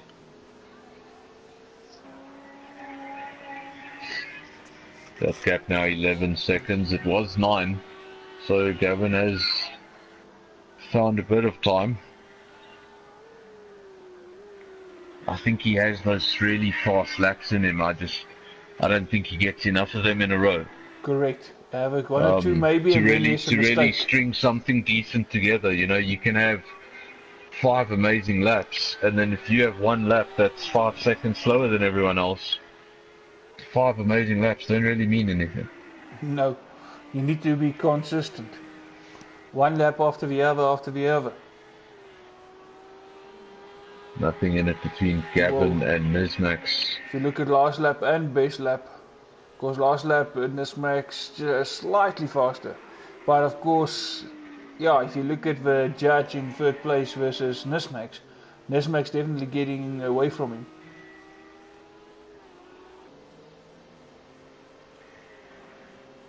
Oh, about the judge, here we go, Muna right on him, the battle of the Porsches at this time. Any team orders? This is not where the Muna wants to be, because so long he sits behind the judge, the better for Nismax. Yeah, Nismax will obviously be able to extend this gap while these two battle for position. And of course, Just really having done a fantastic job today. And the judge will not do Muna any favors, he will race for himself. No team orders at Porsche, so. Let's see how he positions. That we know of. Oh, look at that, that's a terrible view. Oh, judge going on the inside, but he decides when to go. Oh, okay, no, Muna not close enough. Really close. Surely this time coming down the home straight. Judge going a bit wide by the looks of it. Muna now right on him. Going to that first corner. Is Muna going to dive out of the last moment? No, sometimes I find that this circuit, this is now Muna's spot, because Muna of course getting that inside line, holding the inside line, Judge giving him enough room. This surely is where Muna's going to do it, into that corner. Staying on the inside line. No, actually the Porsche of Judge going a bit faster there. But Muna holding his line, shallow line, and he managed to keep it in front. Muna into third place. Something you need to remember about this game at all times is the stakes are high. So when you're going side by side with somebody, you're constantly second guessing. If you get a little bit of damage and you have to make a pit stop for repair, you could add, a minute to your race time, a minute and a half to your race time. In terms of winning the race, it's done. So, obviously, so long as Nismax keeps it clean at the front, which he seems to be doing. That gap is now hovering at the 8-second mark, so he's definitely, bit by bit, taking good time out of Gavin. But I'm sure Gavin needs to stop. Now the problem here for Gavin obviously now is a difficult time as well.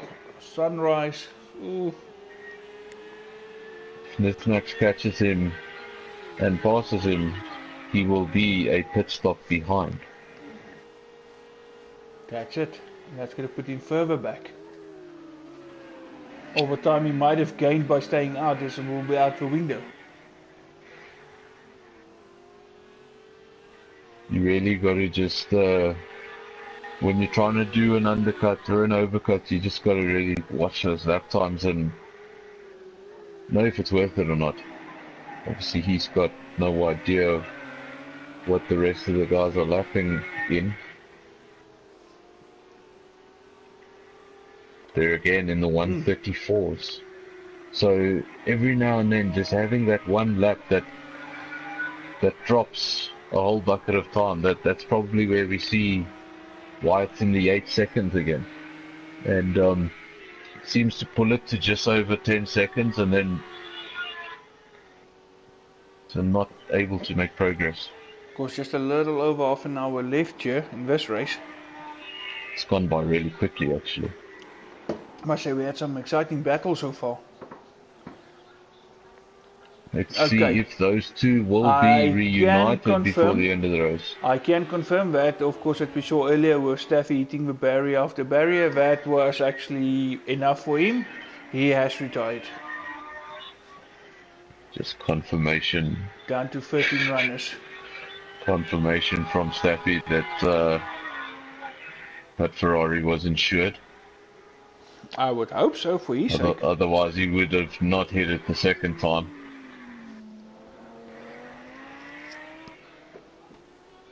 And since there's actual camera footage of the incident. I don't know how the insurance is going to feel about the incident.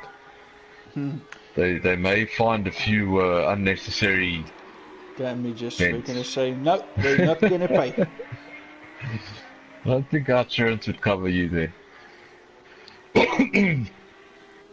But you should know better when insuring a Ferrari if you know the driver is Staffy.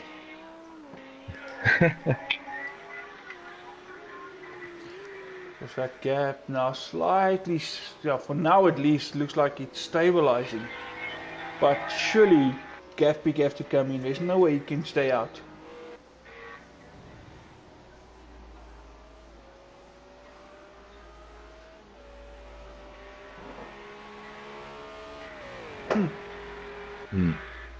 Did you see that? Focusing more on the car behind me. Oh, okay. But from a completely different strategy compared to the last race. No, Quantity short fuel or whatever, now he's running a very long stint. In the last race, if I remember correctly, he came in relatively early, or not really early. He came in the mix with everybody else when everybody else did. But he left the pits so early, and immediately you knew he didn't put a lot of fuel in that car, and he was obviously compromised at the end there.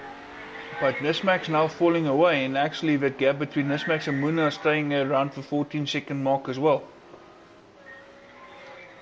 And actually similar in that race to this race, speaking of this driver, when he had the lower fuel, and that was the time that he needed to extend the gap, he just wasn't able to extend the gap when he needed to. Correct. And to make up for that extra pit stop. I should be faster now, I'm not. Maybe it's time to scrap the strategy and think of something else. But that gap's still at 8 seconds. So it is coming down, but it's not coming down in huge chunks at the moment. Correct. Maintaining it Not for the time being. enough. Got 28 minutes remaining on the clock, so just under half an hour. And 1.5 minutes, basically, for a lap. What's that? 20 laps to go, more or less, 18? More or less. Somewhere there. So about 18 laps to go, give or take. It's still a long time to go. Anything can happen. So far, actually a lot has happened. I wonder if Gavin will go, this is just a presumption, I don't know. I wonder if he will go relatively late into the race, let's say 10 laps remaining. Then go in, put in just a couple of drops of fuel that he needs to do the last 10 laps of the race. And new rubber. And really just go at it with brand new tires and an extremely light car. Well, stranger things is known to happen, so that's actually that's not impossible. That could be a strategy that secures him a podium or even a second place, because obviously Muna's race has been compromised. How many times back in the day in F1 have you always heard me talking about the splash and dash? Just right at the end there, light car, fresh rubber, and that extra traction you get out of every corner. You're surprised with the just running wide there. Going over the red stuff, you'll lose a bit of time there. It's all about keeping it together now. Probably not just the correct keeping focus, commentary of course. term, the red stuff. This is the difficult part of a race, now to lose concentration, getting tired. So if you can keep it together now and make it count. Actually faster than Nismax on the last lap. So holding it together well for the time being. Look at that last lap from Muna. He is 7/10 faster than anyone on circuit.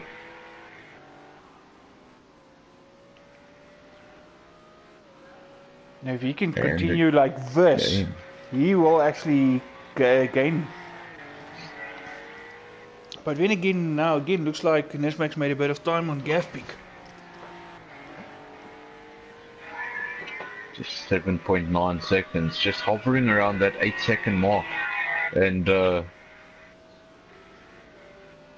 it's not really losing time, but he's not able to gain. But Muna also This now... here we go, Gavpik coming in, finally stopping. That would give a lead back to Nesmax. But I see Muna also got a penalty now. That should promote Muna to second. But he's got a time penalty, I think. Get the camera going. Here goes Nesmax. He retakes the lead of the race. Let's have a look. Where is Muna? He's now coming around the final bend. So that shows you what a gap there is between those two. That was caused by the pit stop. By the longer pit stop of Muna. Does that mean he has more fuel than Nesmax? Gavpik still standing still. Let's have a look at Gav. There we go, he's on his way. On his way, he's currently in third. Let's have a look at the Porsche driver. Judge, yeah? And the judge is going to be together again. Is he going to have to pass him again? Let's see, where is he? Yep, it's going to happen. It's going to happen.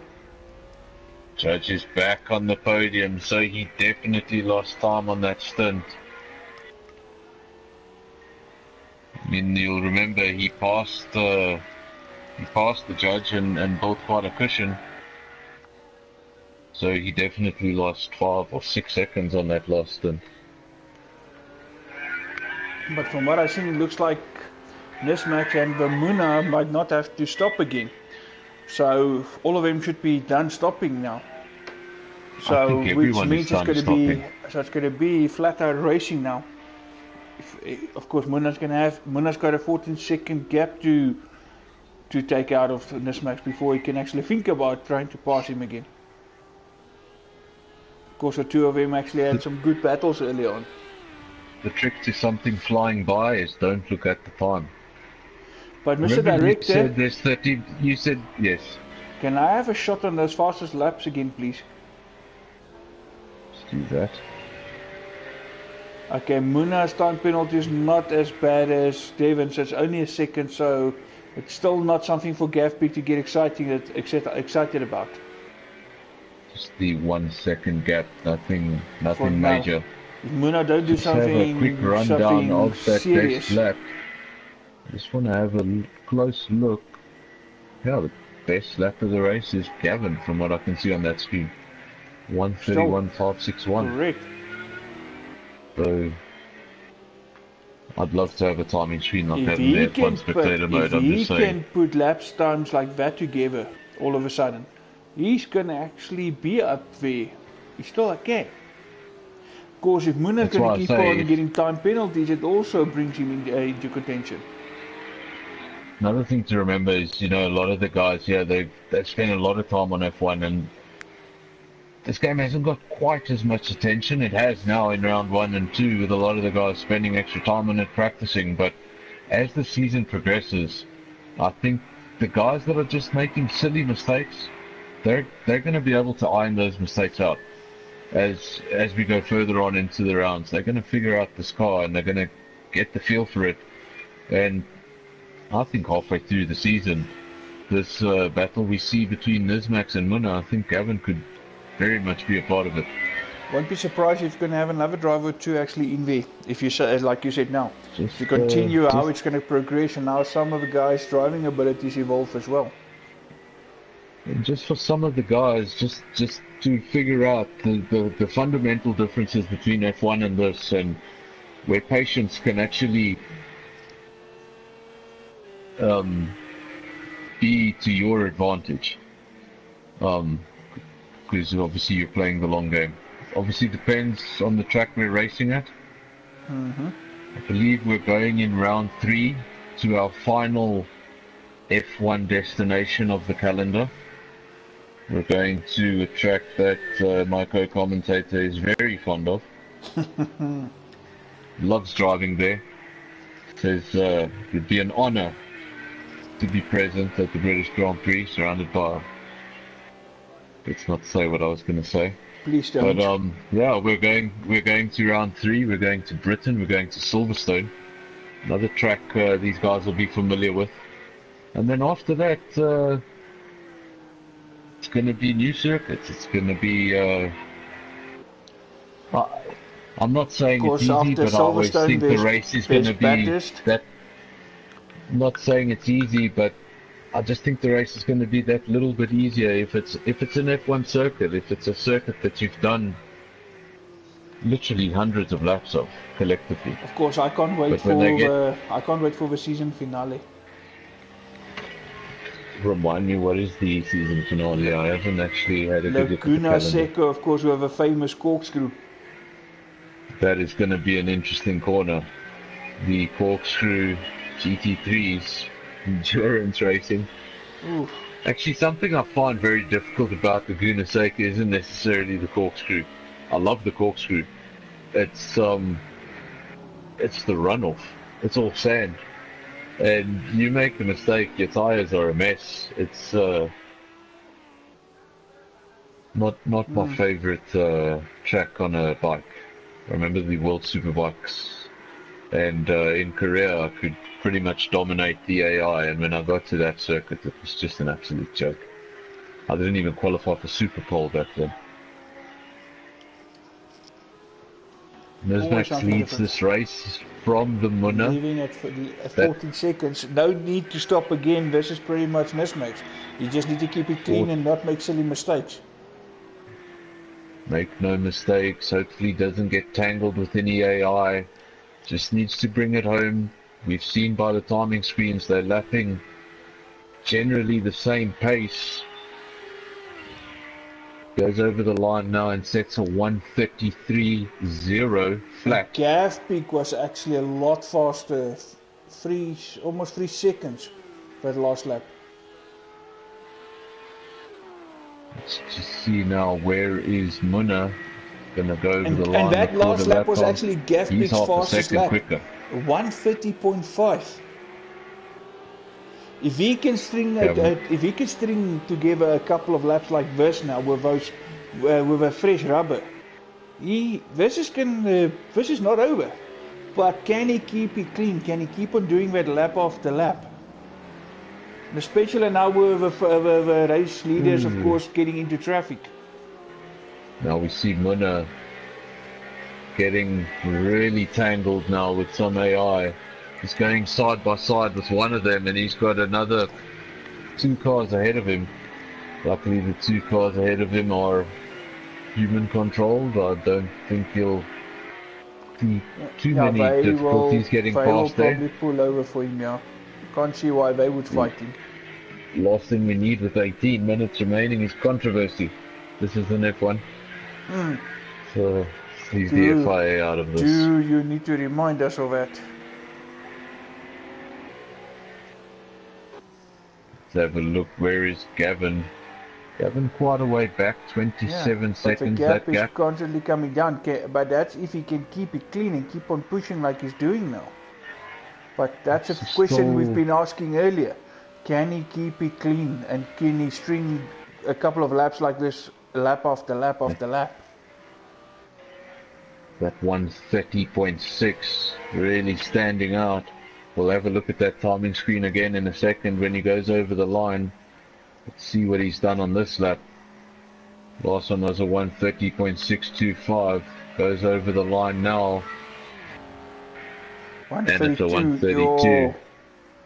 So it just shows you the consistency. He's got 2 seconds faster than anyone on circuit.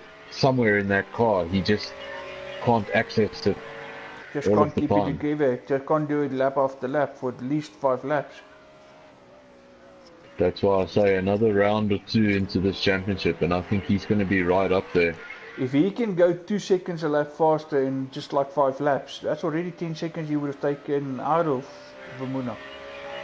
If he can show that sort of pace with improved consistency, we'll have a potential race winner this season on our hands.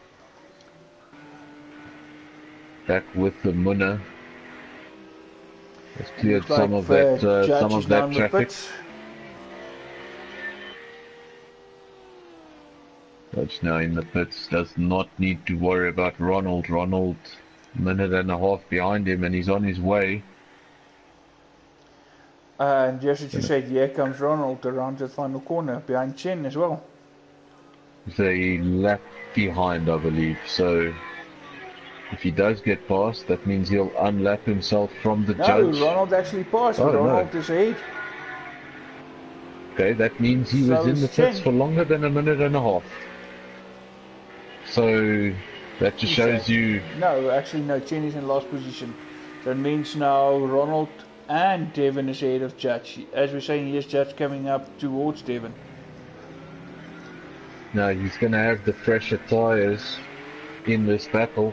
Can he use it? We don't know what fuel he's put in, but you know, the race is in its closing stages, so I don't presume he put a lot of fuel in that car, and the tyres are fresh. He's going to give it everything. And the way he's raced up until this point, no problem getting there past Devon. Gets on the curve a bit more than he would have liked, but no problem. Devon runs wide. Judge gets through. And now his next conquest is just up the road. It's the orange McLaren that runs wide. Gets tyres full of gravel. And that's gonna let Judge get even closer and reclaim that 4th place, which is, I've got to say, it's rightfully his. He's held on to it for so long. Let's see if he can catch Ronald and pass him. Runs a bit wide, more wide than he would have liked there on the final corner. Seen a lot of that in this race. Winner that got 18 seconds. I wonder if just not making any inroads. Nizmax at the moment looks to have everything under control, looks to have it handled.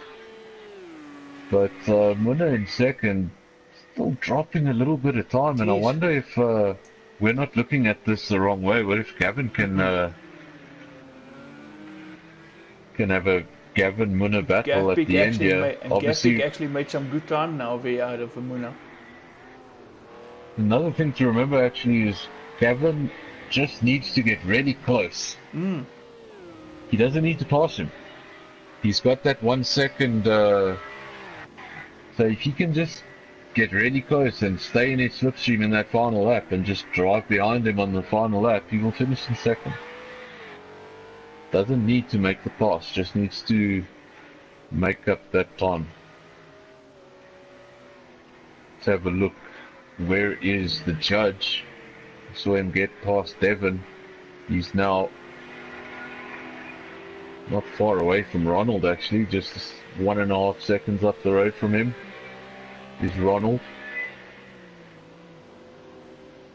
That's going to be his task for the remainder of the race. Let's find that 1.5 seconds. But at the same time, Devon coming back at him a little bit. Yes, right on him now. Obviously, Devon has a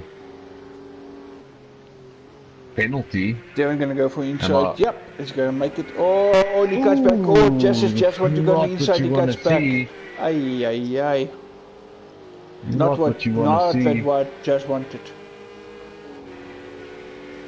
I wonder if he's got damage to that car now, damage that's going to affect how that car feels with 12 minutes remaining.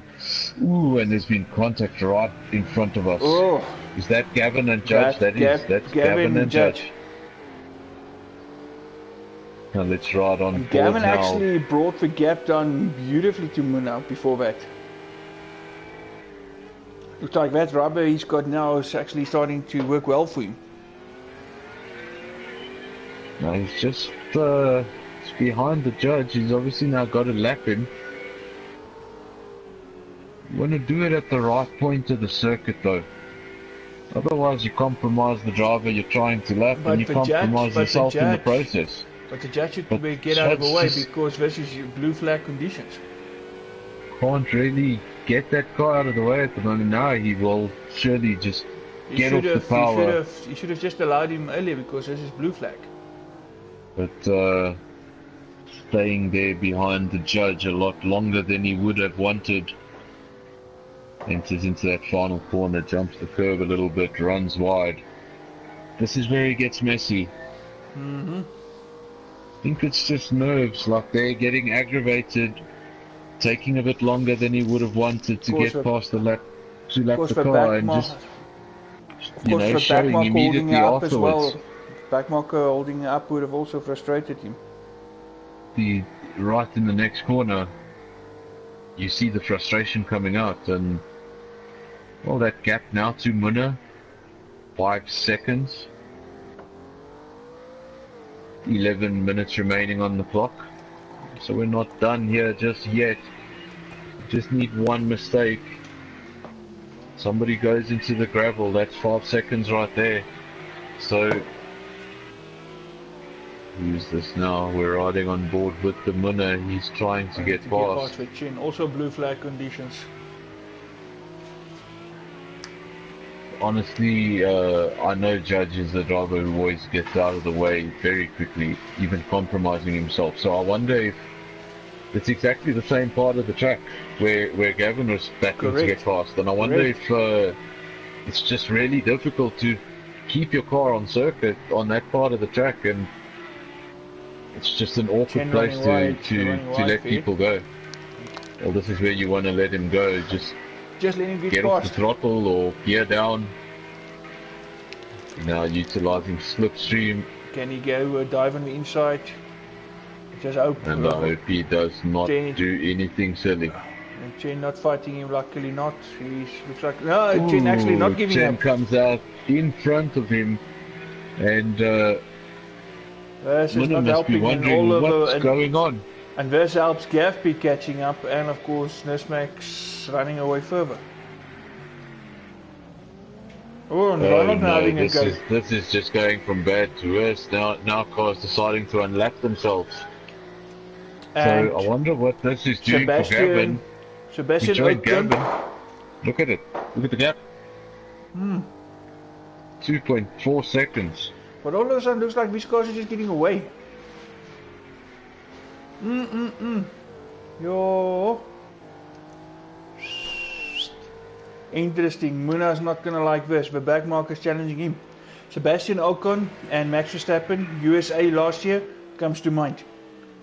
Oh yes, definitely. These two cars now obviously battling for position amongst themselves. And you can actually see Munna and Gavby in the same screenshot. Absolutely. It's in the same screenshot. It's just 2.0 seconds. 1.9 actually, so that gap coming down a lot, and he's battling. I wonder now what's going to happen when the Renault gets involved. Will he be able to get through? Will he be able to get through easier than Munna? I think Munna has just lost so much time here, and it could have cost him the second step on the podium. There'll be a few words with these lapped cars. And Ronald again just reminding them of the blue flag and what it means. Ronald closing up on him and not letting him go. Ronald now looks like flashing lights, but Munna fair and square is the fastest car. He's being lapped. And Chen doesn't want to move out of the way. And here comes Gavby. Gavby through Gavin Ronald. Now gets past the McLaren, so that's 1 out of 2.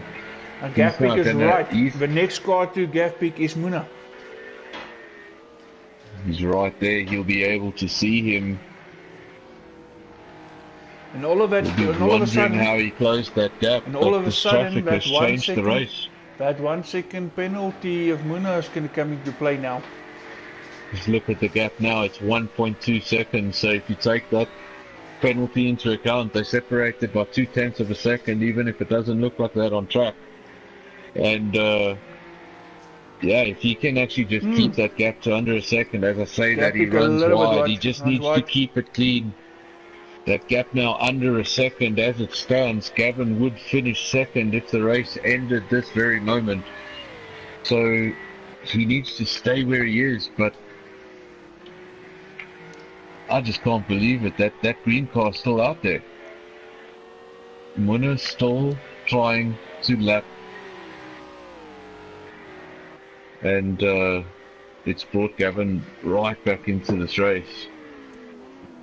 Where is Nismax? Nismax also He's getting a enjoying bit of himself. traffic. 21 seconds ahead. He's enjoying Getting a himself. bit of traffic with his old team from round 1. So if he wins this, he's going to stay in that Audi for round 3. And has he got through? No, he hasn't. And now he's going to see that Renault in his mirrors and say, you've got to be joking. If Gavpeak is clever, he just stays where he is now. That is second position for him, thanks to that penalty. But Just does he needs to know stay about there, the but penalty? does he know about the penalty? That's another thing. I mean, we get a lot of information, but even if you do get the info, if you're driving, do you really ever get a chance to look at it? So Doing the same. I'm actually allowing my control to switch off again. I get so into this. It's so exciting. I mean, it's 5 minutes to go, and second position from literally half an hour ago, it looked like second position were confirmed. All of a sudden, second position is not confirmed. and we still have this problem. Kevin and the judge. Still cannot get past. And Chen still just staying ahead. We should have just let him go, come past. It's pointless in racing him because he's a lap down. I know this might sound silly, but I'm And trying to give. Muna actually got away from Gavpeak a bit, so that, as it stands now, that time penalty will not cost him second position.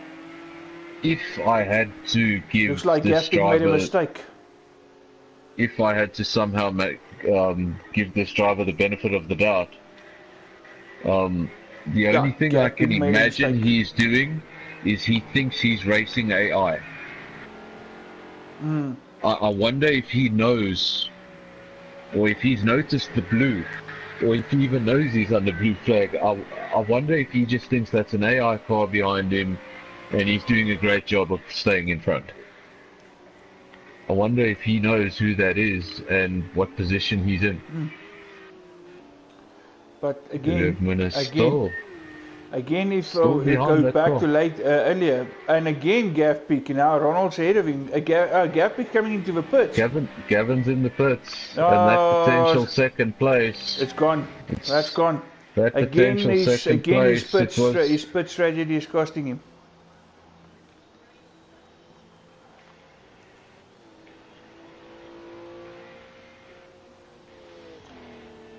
Stopped late, but looks like he didn't take on enough fuel.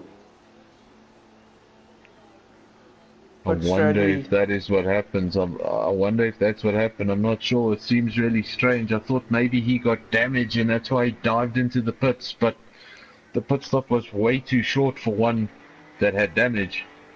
So that ultimately that takes away his chance of a second position here, unless something goes wrong with Muna now. Really go wrong. Effectively given up second place, and it was very close. Could have really got there. It was really another couple of laps. Nesmax well and truly saving in first position. 2.5 minutes to go. All alone out front in the Audi. So I think it's safe to say this is the penultimate lap. I don't want to commentate or curse anybody, but he's 22 seconds ahead. He's leading the race. Looks like he's dominated. If you looked at that time sheet, you'd think he dominated the race. He really didn't. It's not. Muna was with him for 2/3 of this race, and there was nothing in it. And they were side by side, swapping positions every time you looked at them. And it really just came down to Muna spending more time in the pits and the effect of endurance racing. Obviously, Munna having a lot of bad luck. I can't believe he's still behind Chen.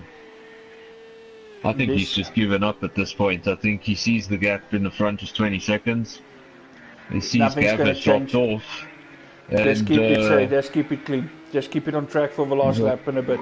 Rather than tangle with one of these guys and, I don't know, cause a pit stop if the damage is bad enough.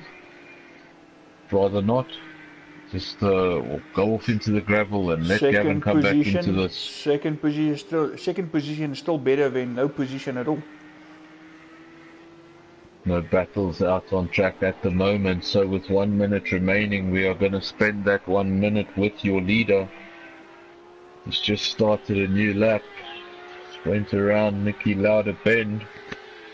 Be known as Turn 1, was recently renamed. Here we go. Of course, this is well and truly the last lap. Just 30 seconds remaining. Half a minute to go out of this 1.5 hour endurance race. Max has held it together when he needed to. Of course. He obviously had the less damage on his car, got the shorter pit stop. That pit stop, of course, also helped him coming out with a handsome gap on Munna. Of course, eventually when Gav dived into the pits for his first pit stop, that's when he actually gained that first position. And ever since then, he actually held that first position. So now the time has come to an end. We'll just finish this lap, of course. I believe this is the final lap. So Nismax literally just got a few more corners to go. 2 corners to go, the penultimate corner. There we go. And he goes around the final corner, also known as Red Bull Mobile Corner. Onto the pit straight, flashes the lights. Are we going to get a weave? Bit of a weavy. We're not getting. No, he keeps it safe, drives over the line, and that gives him the win. Very nicely done. And just for a good photo moment, you actually got 2 Audis going over the line there together. And of course, Nesmax driving close to the pit crew as well, flashing his lights. Here comes Munna. Joined Munna around the final corner. Still never got past that green car. He weaves. He's happy with second. He was going to be second anyway, and I think. Yes, I think he's relieved because it could have been worse. He got out of jail there with Gavin. Gavin making a mistake, and Ronald brings it back in 4th position.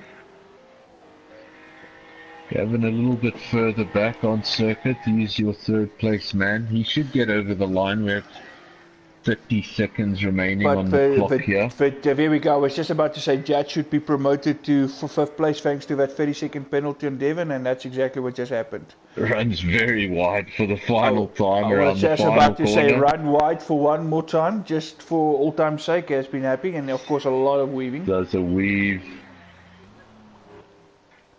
Goes over the line, and that's that. Okay, so let's just have a rundown. Yes, obviously in 1st place, Nismax winning the race. Very close race in the beginning stages with the Munna. Came out on top after the pits. Munna came out in 2nd, was briefly threatened by Gavin, but Gavin unfortunately dropping the ball 1 time too many. And Munna securing 2nd, Gavin in 3rd. Ronald 4th, Judge getting 5th place. And then Devon finishing in 6th. So just the 6 drivers finishing, and then the AI making up the top 10. And if you look at that fastest lap, Gavin was almost a second ahead of Munna. Actually a second on Nismax. If he kept on doing lap times like that, it could have been different. But yeah, that is it, folks. Thank you so much for joining us tonight. Of course, next round, as Not Fernando said earlier, will be Silverstone. Till then, that's right. you we'll all be have back next week, round 3, Silverstone. Join us then. 1.5 hour endurance, and the best part yet, it's not going to rain in England next week.